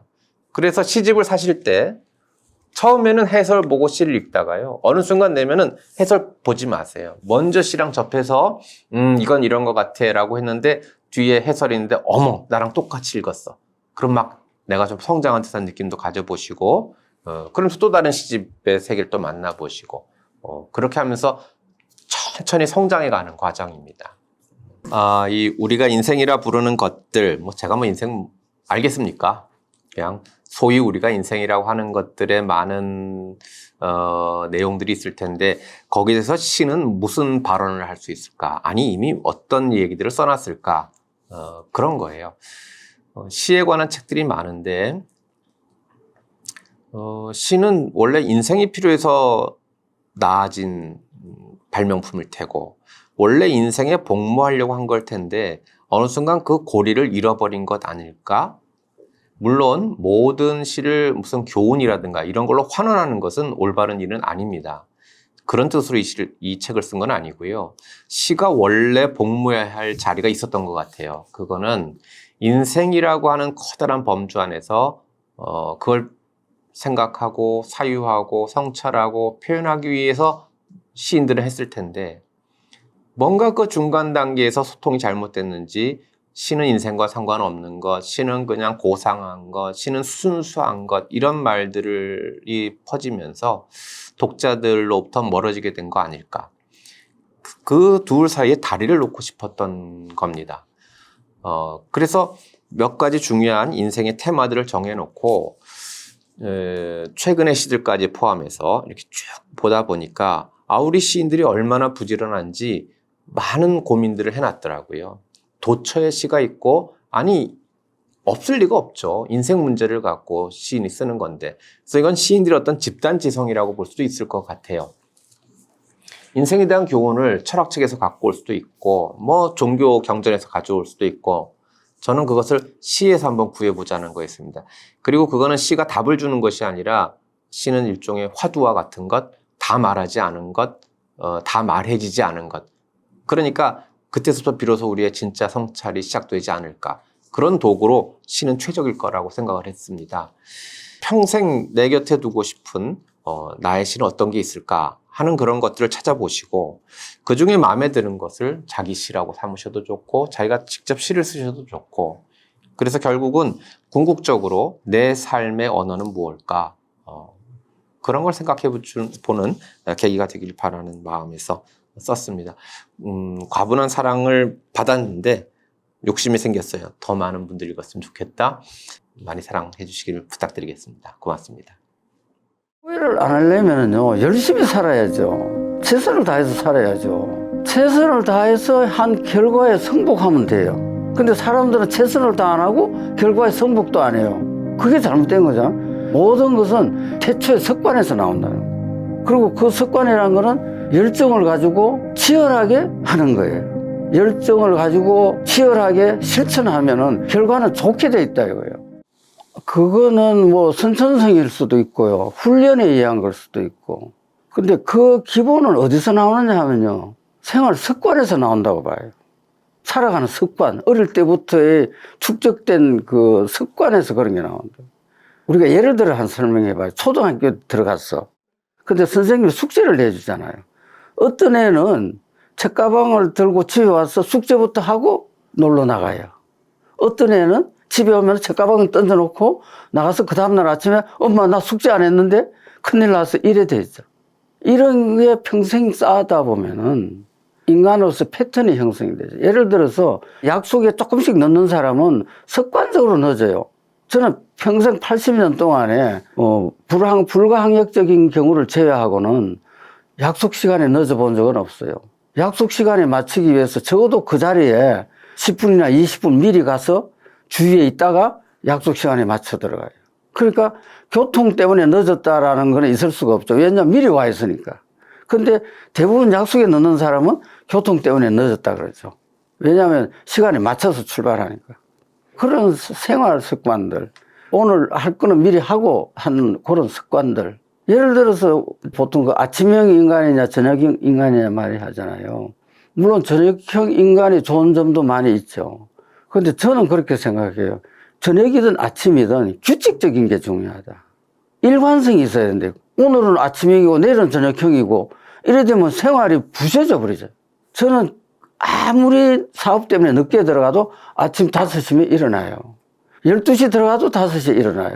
새벽 2시에 들어가도 5시에 일어나요. 왜냐, 그거는 불가피하게 늦어졌지만 스타트는 같이 해야 된다. 요즘에는요, 9시에 취침하고 3시 반에 일어나요. 그러니까 3시 반에 일어나서 아침 식사 준비하잖아요. 그 도시락 점심 먹으러 싸고 다 해놓으면 한 4시 반 돼요. 그럼 그때부터 나가서 준비하고 1시간 뛰고 들어오면 한 6시 돼요. 3시 반, 4시에 깨지만 실제는 3시에 깨죠. 왜냐하면 침대에 20, 30분 누웠어요. 몸도 이렇게 워밍업도 하고 또 할 것 생각도 하고 일어나서 한 30분 정도 침대에 그냥 누워 있어요. 후회를 안 하려면요 열심히 살아야죠. 최선을 다해서 살아야죠. 최선을 다해서 한 결과에 승복하면 돼요. 근데 사람들은 최선을 다 안 하고 결과에 승복도 안 해요. 그게 잘못된 거잖아. 어떤 결과는 자기가 만드는 거잖아요. 남이 만들어 준 건 아니잖아요. 그럼 그 결과를 좋게 하려면 어떻게 해야 돼요? 열심히 해야 되잖아요. 근데 열심히 안 하고 결과도 승복 안 하면 뭐예요, 그럼? 뭐 어떻게 하라는 거예요? 그래서 생활 습관이 중요하다는 거죠. 모든 것은 인생에 뭐 승패라는 건 어폐가 있지만 어쨌든 일반 사람이 올 때 승패를 가르는 그런 것은 태초의 습관에서 나온다는 거예요. 그리고 그 습관이라는 거는 열정을 가지고 치열하게 하는 거예요. 치열하고 열정이 없이 어떤 습관을 이루어 나갈 수가 없어요. 내가 하루에 3시간씩 지금 근육 운동을 해요. 하루에 3시간을 하는데 내가 10년 동안에 하루도 빠진 적이 없어요. 그 운동 일지를 내가 다 적고 있기 때문에 하루도 빈칸이 없어요. 그건 왜 그러냐? 그걸 하겠다는 그런 의지와 열정이 있으니까 하는 거예요. 오늘은 손님 약속 있어 안 하고, 오늘은 피곤해서 안 하고, 어제는 술 먹어서 안 하고, 오늘은 초상이 나서 안 하고, 그러면 운동을 언제 합니까? 모든 프라이어리티가 하나의 자기 목표에 갖다, 내가 아침 5시 일어난다면은 실천을 해야 된다. 그래서 열정을 가지고 치열하게 실천하면은 결과는 좋게 돼 있다 이거예요. 그래도 나쁘게 나왔다? 그것은 승복을 해야죠. 그리고 담담하게 받아들여요. 나는 최선을 다해서 기업을 경영했어요. 근데 IMF 때문에 회사가 잘못되었어요. 그건 내 잘못이 아니에요. 그거는 나의 하나의 운명이단 말이에요. 그럼 받아들이면 돼요. 아, 잘못됐구나 할 수 없지. 그러고 떠나면 돼요. 내가 어떤 직장에 있어요. 65세가 돼서 정년퇴직을 했어요. 그건 내 잘못입니까? 아니잖아요. 그건 제도가 그렇게 된 거잖아요. 그럼 관두고 또 딴 거 하면 되잖아요. 근데 그게 연연할 필요가 뭐 있어요? 내가 사업을 했어. 근데 안 됐어. 그러면 이게 정년퇴직 하듯이 그냥 관두면 끝나는 거예요. 그죠? 그 다음날부터 또 딴 거 하면 되잖아요. 거기에 뭐 후회고 뭐고 있을 게 뭐 있어요? 자연히 그렇게 가는 건데. 그래서 후회하는 인생은 만들 필요가 없다 이런 얘기예요. 그래서 저한테 살아오면서 뭐가 제일 후회스러우냐라는 질문은 저한테는 맞지 않아요. 왜? 후회를 안 하니까요. 내가 이거는 싫어하는데 뭐 공개해도 괜찮을 거예요. 김영삼 대통령 아시죠? 그분이 조경으로 유명한 분이에요. 근데 그분이 국회에서 농성을 하잖아요. 농성을 해서 새벽 2시까지 농성한 적이 있어요. 근데 그분은 상도동에 사시는데 새벽 4시나 5시 되면 조깅을 나가요. 중앙대학교 뒤쪽으로. 그런데 농성하고 집에 오면 3시가 된 거예요. 그러면 오늘은 조깅 안 해야 되잖아요. 3시에 와서 4시에 어떻게 조깅합니까? 근데 잠이 들면 무날 것 같거든. 그래서 그냥 기다렸다가 시간 맞춰서 조깅하러 가신 분이에요. 남한테 들은 소리 같으면 내가 그 말 안 해요. 저도 그분 내면을 전부 다 아는 건 아니니까. 그거 이야기는 내가 본인한테 직접 들었거든요. 내가 상도동 집에 한번 찾아갔는데 그분이 저한테 그렇게 말씀을 하시더라고요. 그러니까 뭘 하려면은 그런 치열함이나 그런 게 있어야 된다 이거예요. 자기 관리가 그렇게 엄격했기 때문에 결국 일국의 대통령까지 되신 거 아닌가 생각하는 거예요. 뭘 실천하는 거 어렵게 생각한다고. 내가 이제 운동 가지고 주로 이야기하는데 내가 운동을 하라 그러면 야, 말이 그렇지 운동하기가 쉽냐 이러거든요. 그럼 내가 쉽다. 그거 어떻게 쉬워 그래? 너 일어났잖냐? 일어난 게 운동이잖냐? 운동 안 하려면 누워서 가만히 있어야지. 너 일어나서 침대에서 설라면은 그게 훌륭한 운동이야. 그렇잖아요. 그래가지고 걸어가잖아. 얼마나 큰 운동이에요. 근데 거기를 조금 더 강도를 올려봐. 조금 빨리 걸어봐.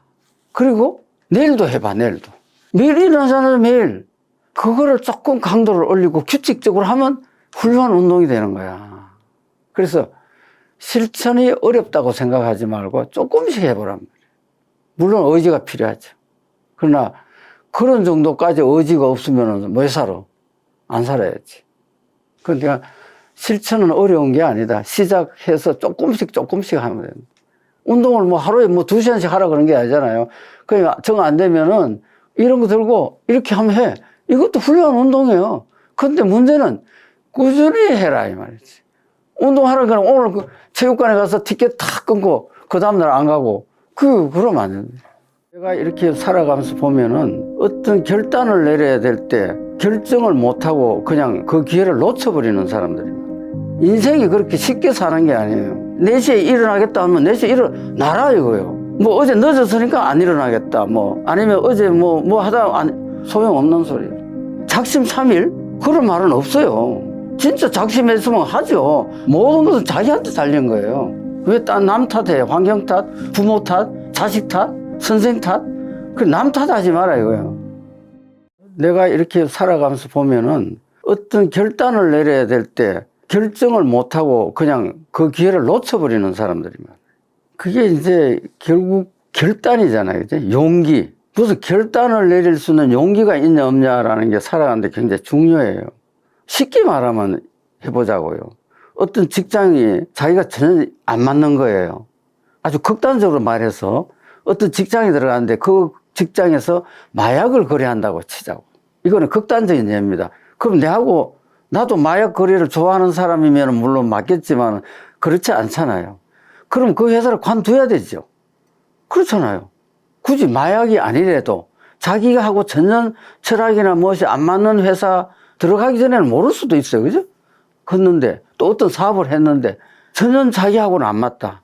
이게 쉽게 말하면 정체성이 안 맞는 거요. 그런 경우는 자기 정체성이 중요한 겁니까? 직장이 중요한 겁니까? 자기 정체성이 중요한 거 아니에요. 그럼 여기 월급을 많이 주면 무조건 있는다? 그럼 마약 판 돈으로 월급을 많이 주면 그냥 있어야 돼요? 아니잖아요. 비율을 내가 극단적으로 들었지만 그 비슷한 예는 많이 있어요. 그럴 때 보통 사람 뭐라고 그러는지 알아요? 목구멍이 포도청이라. 그래서 못 관둔다는 거지. 예를 들어 공무원이 됐어. 근데 이 공무원이 너무 공무원을 비하하는 건 아니지만은 자기 적성에 공무원은 난 안 맞아. 이런 사람이 있을 수 있어요. 그럼 공무원 안 해야죠. 그런데 못 벗어나고 그냥 있는 거예요. 이런 경우. 뭐 직장도 맞아요. 그런 경우에는 결단을 내리고 벗어나라. 벗어나는 용기가 있어야 된대요. 그래서 제가 책에도 썼어요. 굶어 죽지 않는다. 벗어난다고 굶어 죽지 않으니까 일단 벗어놓고 찾아라. 찾아놓고 벗어나려면은 결국 못 찾는다. 그래서 어떤 결단을 내릴 때는 뭐 매일 그런 건 아니죠. 그죠? 그러나 인생의 구비구비에 예를 들어 내가 직장 생활을 관두고 사업을 했다든가 이런 거. 이런 건 하나의 결단이잖아요. 대기업이 망했을 때 다시 대학원을 간다든가 이런 건 하나의 결단이거든요. 대부분의 사람이 70 넘어서 소위 은퇴했다. 다시 후반전을 갈 수 있는 용기가 없는 거예요. 가야 되는데. 그러면은 그냥 떠밀려 가는 거예요. 떠내려 가는 거예요. 그죠? 인생을 떠밀려 살 수는 없잖아요. 이게 참 어려운 이야기인데 여러분이 직장에 들어가는 것은 돈 벌려고 들어가는 건 아니잖아요. 우선 말을 그렇게 쉽게 하지. 물론 우선 돈을 벌어야 되니까 직장에 들어간다 이렇게 볼 수 있는데 거꾸로 말하면 직장에 들어갔기 때문에 월급을 수입이 생기는 거죠. 근데 수입 바라고 직장 들어가는 건 아니다 이거예요. 직장 들어갈 때 뭘 생각하지 아무 데나 들어가지는 않잖아요. 적어도 나는 장래에 이런 일을 하고 싶다 하는 게 자기 하나의 지향하는 목표가 있잖아요. 그 목표에 대충 맞는 대로 가잖아요. 그죠? 나는 좋은 운동선수가 되고 좋은 스포츠 감독이 되겠다 그러면서 슈퍼마켓 가지는 않아요. 그죠? 적어도 스포츠 회사나 이런 데로 가죠. 그죠? 아니면 체육관이나 가고, 그죠? 그러니까 전혀 엉뚱한 데는 안 가거든요. 그러면 거기서 이미 자기 하나의 인생관을 가지고 가는 거예요. 살아가니까 거기에 대한 노동의 대가로 수입이 오는 거잖아요. 그래서 거기에 너무 연연하지 말고 어디로 가는가 중요한 건데 수입이 있는 거 보고 그리 간다? 이거는 마치 애 놓으려고 결혼하는 거하고 똑같은 거예요. 서로가 배우자로서 잘 살아가기 위해서 하지만 애 놓으려고 결혼한 건 아니잖아요. 그러나 나중에 보면 애한테 매이죠. 그렇잖아요. 누가 청춘 남녀가 애 때문에 결혼하는 사람이 어디 있어요. 일반적으로 기업을 하는 경우가 어떤 상품을 자기가 독창적으로 IT 산업 같은 경우는 아니면은 특허를 받아가지고 자기 고유의 사업을 키워서 이렇게 크는 회사들도 있죠. 그러나 이제 저 같은 경우는 내가 무슨 특별한 상품을 독창적으로 개발해서 이 세상에 없던 상품을 만들어낸 건 아니에요. 저는 누가 하다가 부도가 난 회사를 인수를 한 거예요. 물론 이제 품종은 이제 다른 걸 했겠지만 기본 스타트가 사업을 하기 위해서 사업을 한 게 아니고 일반 사람이나 똑같이 저도 대학을 졸업하고 직장 생활을 하다가 내가 원래 공인회계사 출신이기 때문에 공인회계사를 하다 보니까 컨설팅을 많이 하고 또 금융권하고의 유대 관계가 좋아요. 그러니까 금융권에서 이런 회사가 있는데 좀 인수를 해서 맡아볼 수가 없느냐 해서 사업을 시작을 하게 된 거단 말이에요. 그러다 보니까 또 그런 게 또 생기면 또 내한테 오고 또 그런 게 생기면 내한테 오다 보니까 그런 회사가 마지막 한 30개를 맡아서 하다 보니까 다 합치니까 그게 그룹이 돼버린 거죠. 물론 그 회사를 다 이렇게 잘 살려냈죠. 소위 말해서 세계 25위의 대기업을 이루게 됐어요. 그러다가 이제 여러분 잘 아시다시피 IMF 1997년, 8년 외환 위기 때 우리나라 대기업들이 거의 다 침몰했죠. 그 와중에 저도 이제 같이 끼어가지고 2006년에 기업이 다 정리가 됐어요. 그러다가 이제 건강을 잃고 협심증으로 이제 졸도를 하는 사건이 일어났죠. 이제 해외 출장하다가 이제 그런 일이 있어가지고 이거 내가 인생을 어떻게 살았나 하는 생각이 번쩍 들고 이거는 운동으로서 극복하는 수밖에 없다. 그래서 인생 후반전을 체육으로 바꿨어요. 인생 행로를. 그래가지고 서울과기대에서 76살에 석사학위를 받고 그 다음 78에 체육학 박사학위 받고 건강도 되찾고 하면서 이게 운동이 정말 인생에서 중요한 것이구나 하고 제가 이거는 알려야 되겠다 이런 생각이 들어서 나는 일원의 운동을 시작했다라는 책을 썼어요. 그래서 홍보를 하다 보니까 좋아. 그러면 실제로 운동을 어떻게 해야 되느냐 하는 이야기들이 나와서 몸짱 할아버지의 청춘 운동법이라는 책을 다시 발간을 했어요. 그래서 이제 그 운동에 대해서 가르쳐 주기 시작했는데 이제 이렇게 하다 보니까 그래 운동을 해서 건강해지는데 왜 건강해야 되느냐 우리가 살아갈 때 꼭 건강해야 되느냐 하는 근본적인 질문이 나오잖아요. 그러면 건강해야지. 그런데 왜? 결국 행복한 인생을 살기 위해서 건강해져야 되고 그러기 위해서 운동도 해야 되는 거 아니냐. 그런 걸 알기 위해서 다시 의학 공부를 시작했단 말이에요. 그래서 순천향대학에서 의학 박사학위를 받았어요. 81에 이제 의학 박사를 받은 거죠. 받으면서 행복에 대한 좀 더 근원적인 연구를 해서 이번에 책을 쓴 게 다시 시작하는 인생 수업이라는 책이에요. 그게 굉장히 어려운 질문이기도 하고 또 쉽게 답할 수도 있는 거죠. 기업을 하려면은 어쨌든 기본적으로 갖추고 있는 것이 도전정신이 있어야 되죠. 도전정신과 그거를 해갈 만한 열정이 있어야 되죠. 그 다음에 그 도전정신과 열정을 가지고 혼자 못 가잖아요. 같이 따라오는 그 맥이 있어야 된단 말이에요. 인맥, 아니면 금융맥, 아니면 정맥, 뭐 여러 가지가 됐지만은 자기를 우호 지분이 있어야 된다 이거예요. 그 우호 세력이라는 건 결국 평소 인격으로서 생기는 거죠. 인맥은 교류하는 거지 관리하는 게 아니에요. 근데 대부분의 사람들이 인맥을 관리한다고 생각하잖아요. 근데 그거는 좋은 방법은 아니죠. 어떻게 하겠다는 의도를 가지면은 그거는 관리가 돼버리잖아요. 그런 거는 걱정하는 문제가 아니에요. 인생을 살아가는 과정에서 자기의 진실을 보이면은 그거는 자연적 따라오게 돼요. 그래서 기본적으로 독자적인 어떤 자기 나름대로 도전 정신을 가지고 그걸 해갈 수 있는 열정이 있고 또 그런 걸 좋게 받아줘서 서포트 해주는 우호 그룹을 형성을 했을 때 그 기업은 계속 커나갈 수가 있죠. 근데 왜 문제냐? 그런 도전 정신이 회사가 좀 커지고 좀 잘 되면은 망각한단 말이에요. 그리고 우호 세력에 대한 뒷받침이 잘 안 될 수가 있죠. 왜냐하면 자기가 좀 이렇게 돼버리면 우호 세력이 떨어져 나간단 말이에요. 무슨 말인지 알겠죠? 이지고잉하게 된다 이 말이에요. 그러다 보면은 좀 나태해진다거나 뭐 도전 정신이 없어진다 말이에요. 인생이 그렇게 쉽게 사는 게 아니에요. 뭘 해도 치열하게 해야 돼. 호랑이가 하나의 먹이를 놓고도 치열하게 한다잖아요. 마찬가지로 하루를 시작하는데 치열하게 시작하려면 실천을 해야 되는데 말로만 안 되잖아요. 4시에 일어나겠다 하면 4시에 일어나라 이거예요. 뭐 어제 늦었으니까 안 일어나겠다 뭐 아니면 어제 뭐 하다 소용없는 소리예요. 작심 3일? 그런 말은 없어요. 그런 거는 작심 안 한 거예요. 진짜 작심했으면 하죠. 나도 운동 한번 해볼까 하고 체육관에 가서 월간 티켓을 끊었잖아요. 한 3일 가다가 안 가는 거예요. 그거는 작심이 아니죠. 자기가 그렇게 작심을 했으면은 실천할 수 있는 의지가 있어야 된다. 자기 의지가 없으면 아무리 환경 바꿔도 안 돼요. 모든 것은 자기한테 달린 거예요. 왜 딴 남 탓해요? 환경 탓, 부모 탓, 자식 탓, 선생 탓? 그 남 탓하지 마라 이거예요. 술을 먹어야지 나도 많이 먹죠. 그래도 아침에 일어나는 시간을 지킨다 이거죠. 그 집에서 한 6시 되면 나가죠. 난 집에서 밥 먹어본 기억이 없어요. 계속 뭐 저녁마다 접대 있고 약속 있고 낮에는 물론 뭐 더 회의 있고 내가 외국에 다닌 나라면 한 100개는 넘을 거예요. 수출하고 수입하고 뭐 이런 거 하고 그다음에 뭐 기술 도입하고 또 이제 기계 수입, 부품 수입하고 시장 개척하고 하려면 계속 여행을 많이 해야 되죠.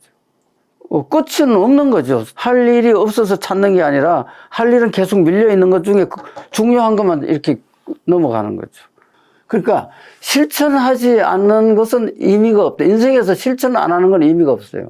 생각만으로서는 아무것도 안 된다 이 말이에요.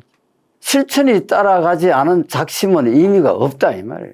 세상에 온갖 영웅들이 다 있습니다. 알렉산더 같은 영웅도 있고 음악적 영웅도 뭐 예술적 영웅도 있을 수 있고 그렇지만은 자기가 조기 축구에서 뭐 백날 한들 메시가 될 수 있습니까? 그러면 메시 저거는 그냥 우리하고 인간이 틀리니까 특별한 인간 그룹, 나는 평범한 그룹 이렇게 해서 도외시합니까? 그렇지 않죠. 그런 의미에서 가장 중요한 자기 인생에서 최고의 영웅은 스스로의 영웅입니다. 제일 중요한 자신이 영웅이 되는 조건이 하나 딱 있습니다. 자신에게 떳떳한 것입니다. 떳떳하게 노력하고 떳떳하게 애를 써가지고 결코 내 인생을 헛되게 살지 않았다. 비교를 해서 이룰 수 있는 것은 아무것도 없습니다. 자기 자신의 어제와 오늘과 내일과 모레를 비교해 나가면서 나는 내 자신의 영웅이 되겠다고 결심을 하고 실천에 옮겨 나가십시오. 50이었습니다. 우리 나이로 50이 됐을 때 우연히 이런 생각이 들었습니다. 50, 40, 30, 60, 70 이렇게 0으로 떨어지는 숫자의 나이라는 거는 누구에게나 조금 보통 나이보다는 조금 의미가 상징적으로 다르게 오지 않습니까? 그럼 뭔가 더 이상 그 나이가 들어가기 전에 의미가 있는 취미생활을 하나 더 해볼까? 그때 마침 병원에서도 이제 50이 넘으면서 조금 소위 말하는 시니어 그룹에 속하면서 자비에서 조금 해방이 되면서 개인적인 여유시간을 조금 더 가질 수 있는 나이 50에 뭔가 되늦기 전에 가치 있고 보람 있는 일을 하나 시작을 해야 되겠다. 뭘까? 역시 외국어 공부다. 외국어 공부야말로 뭐 가장 전통적이고 가장 확실한 보람 있는 취미생활 아니겠느냐. 2003년도에 일본어를 그렇게 시작한 이후에 2년 후에 일본어가 약간 익숙이 되니까 이런 생각이 들었어요. 이 나선 김에 중국어까지 해서 동양 3국의 중국, 일본, 한국의 언어를 한번 비교를 해볼 수 있는 어떤 위치에 있으면 얼마나 멋있을까, 얼마나 뭐 보람이 될까, 가치가 될까 이런 것보다 그 당시에 뭔가 멋있지 않아? 뭐 이런 생각이 먼저 들었습니다. 그래서 2005년도에 중국어를 추가로 시작했습니다. 그걸로 끝나야 될 건데 2006년도에는 요즘은 그렇지 않습니다만 그 당시는 이제 우리나라에 와인 붐이 일어나는 초창기이었기 때문에 와인이라 그러면은 대부분 프랑스제가 많았습니다. 프랑스 와인에 이제 레벨이 이제 프랑스로 써 있지 않습니까? 프랑스 발음법이라도 익혀보겠다는 목표에 프랑스어를 시작을 했어요. 그런데 같이 프랑스어를 공부하던 학생 중에 하나가 스페인은 발음이 쉽다는 거예요. 스페인은 발음이 쉬워? 너무 프랑스에 비하면 발음이 그냥 너무 쉽다는 거예요. 그래서 솔깃해 있던 차에 어느 날 프랑스 학원에서 이렇게 유리창을 보고 이렇게 조금 높은 건물이었습니다만 맞은편에 크게 플래카드가 하나 붙어 있는데 축 스페인어 학원 개원 이런 게 어느 날 갑자기 딱 붙어 있는 거예요. 그 학원 앞에. 그래서 순간 발음이 쉽다는 그 소리에 혹해 있던 자에 딱 그걸 보는 순간 이거는 계시다. 그렇게 해서 플래카드를 보고 2007년 이듬해에 좋다. 발음이 쉬우면 얼마나 쉬운지 내가 확인을 해보겠다. 이래서 2003년 일본어, 2005년 중국어, 2006년 프랑스어, 2007년 스페인어까지 시작을 하고 포기하지 않고 4개를 유지한 결과 해당되는 4개 국어의 해외 연수를 4년간에 걸쳐 시행하게 된 정말 개인적으로는 큰 대장정의 기둥이고 바탕이 된 것이죠. 서막이 된 것입니다. 일본어와 중국어는 사실 완전히 한자를 좀 쓴다는 것 외에는 기본적으로는 완전히 구조가 다른 언어입니다. 다른 언어이기 때문에 일본어를 배웠다고 해서 중국어에 사실 도움이 될 거는 없었습니다. 다만 일본어를 배웠기 때문에 한국의 일본어에 중국어까지 배우면서 중국어를 배울 때 그 즐거움과 그 흥미가 배가가 됐던 것은 틀림이 없습니다. 한국어를 배우고 중국어만 배우면은 뭐 단순 뭐 그 자체도 뭐 즐겁지 않을 일은 없겠습니다만은 일본어까지 하니까 3개국어가 비교가 돼 가지고 상당히 공부에 대한 그 자극이 유발이 되고 동기가 더 강하게 생겨서 실제로 그런 경험을 바탕으로 제가 어학 논문까지 쓴 적이 있습니다. 한중일 어학 용어 비교라고 해서 그것도 큰 보람이죠. 그것도 제가 그 논문을 만들고 나서 굉장히 보람을 느꼈던 것 중에 하나입니다. 언어학적으로는 무슨 일본어를 했다고 해서 중국에 도움이 되고 중국어를 했다고 해서 일본에 도움이 되는 건 아닙니다만은 그런 3개국어 비교에 대한 흥미를 가지고 시작했기 때문에 그게 좋은 동기 부여가 됐습니다. 네. 여러분들이 그래 맞아 저거는 특별한 사람만 하는 거야. 내하고는 관계없는 거야. 절대 이렇게 생각하시면 안 됩니다. 세상의 도전은 자기를 기준으로 삼으십시오. 세상에 온갖 영웅들이 다 있습니다. 알렉산더 같은 영웅도 있고 음악적 영웅도 뭐 예술적 영웅도 있을 수 있고 말이죠. 그런 전 인류가 존경에 맞지 않는 역사적 영웅들이 많이 있죠. 그렇지만은 누가 노력한다고 해서 자기가 갑자기 나폴레옹이 될 수 있습니까? 자기가 뭐 음악 학원에 열심히 간다고 해서 그냥 10년 후에는 베토벤이 될 거라고 꿈을 꾸고 음악을 하겠습니까? 뭐 노력해서 안 될 것이 없어. 그러면서 막 매일 그림을 된다고 해서 자기가 피카소가 되겠습니까? 그러면은 꼭 그 사람들을 위해서 그렇게 한다고 해서 그 사람들은 저거는 특별한 그룹이니까 하면서 우리 사회에서 완전히 제쳐놓고 저 구석에 갖다 놓습니까? 그렇지 않습니다. 그 사람이 특별하지만은 항상 자신은 자신의 세계에 그 사람들을 항상 같은 테두리 안에 넣고 그 사람들을 바라보고 존경하고 뽐받으려고 그러는 거죠. 자기가 조기 축구에서 뭐 백날 한들 메시가 될 수 있습니까? 그러면 메시 저거는 그냥 우리하고 인간이 틀리니까 우리 뭐 존경할 필요도 없고 저거는 특별한 마치 AI 같은 그런 그룹에 넣어서 특별한 인간 그룹, 나는 평범한 그룹 이렇게 해서 도외시합니까? 그렇지 않죠. 그런 의미에서 가장 중요한 자기 인생에서 최고의 영웅은 스스로의 영웅입니다. 자기 자신에게 자신이 영웅이 되는 겁니다. 제일 중요한 자신이 영웅이 되는 조건이 하나 딱 있습니다. 필요 충분 조건 딱 하나. 자신에게 떳떳한 것입니다. 자신에게 떳떳하지 않으면 절대 자신의 영웅이 될 수가 없습니다. 그러면 자신에게 떳떳하지 않으면 어떻게? 그러면 아까 말씀드린 대로 뭔가 지금 사계 외국어에서 일정 성과를 얻은 자격으로 여기 와서 떠들고 있습니다만은 자신의 영웅은 사계 외국어가 중요하지 않습니다. 그냥 남이 봐서 와 싶은 그런 몸짱이 중요하지 않습니다. 자기의 기준으로 봐서 떳떳하게 노력하고 떳떳하게 애를 써가지고 10년 전보다 5년 전이 조금 더 나았다.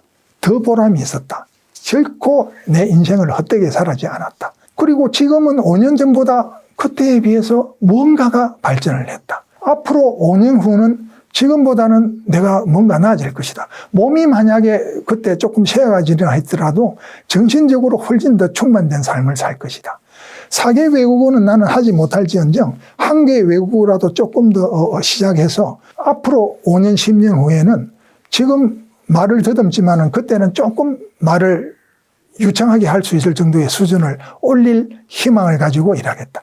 자신에게 떳떳한 것입니다. 자신에게 떳떳한 자신의 영웅이 될 수 있게 하기 위해서 언젠가 자기가 눈을 감을 때 나는 내 자신에게 떳떳하게 노력했고 그래서 나는 내 자신의 영웅으로 죽는다. 이런 느낌을 가질 수 있도록 노력하면 됩니다. 절대 비교하지 맙시다.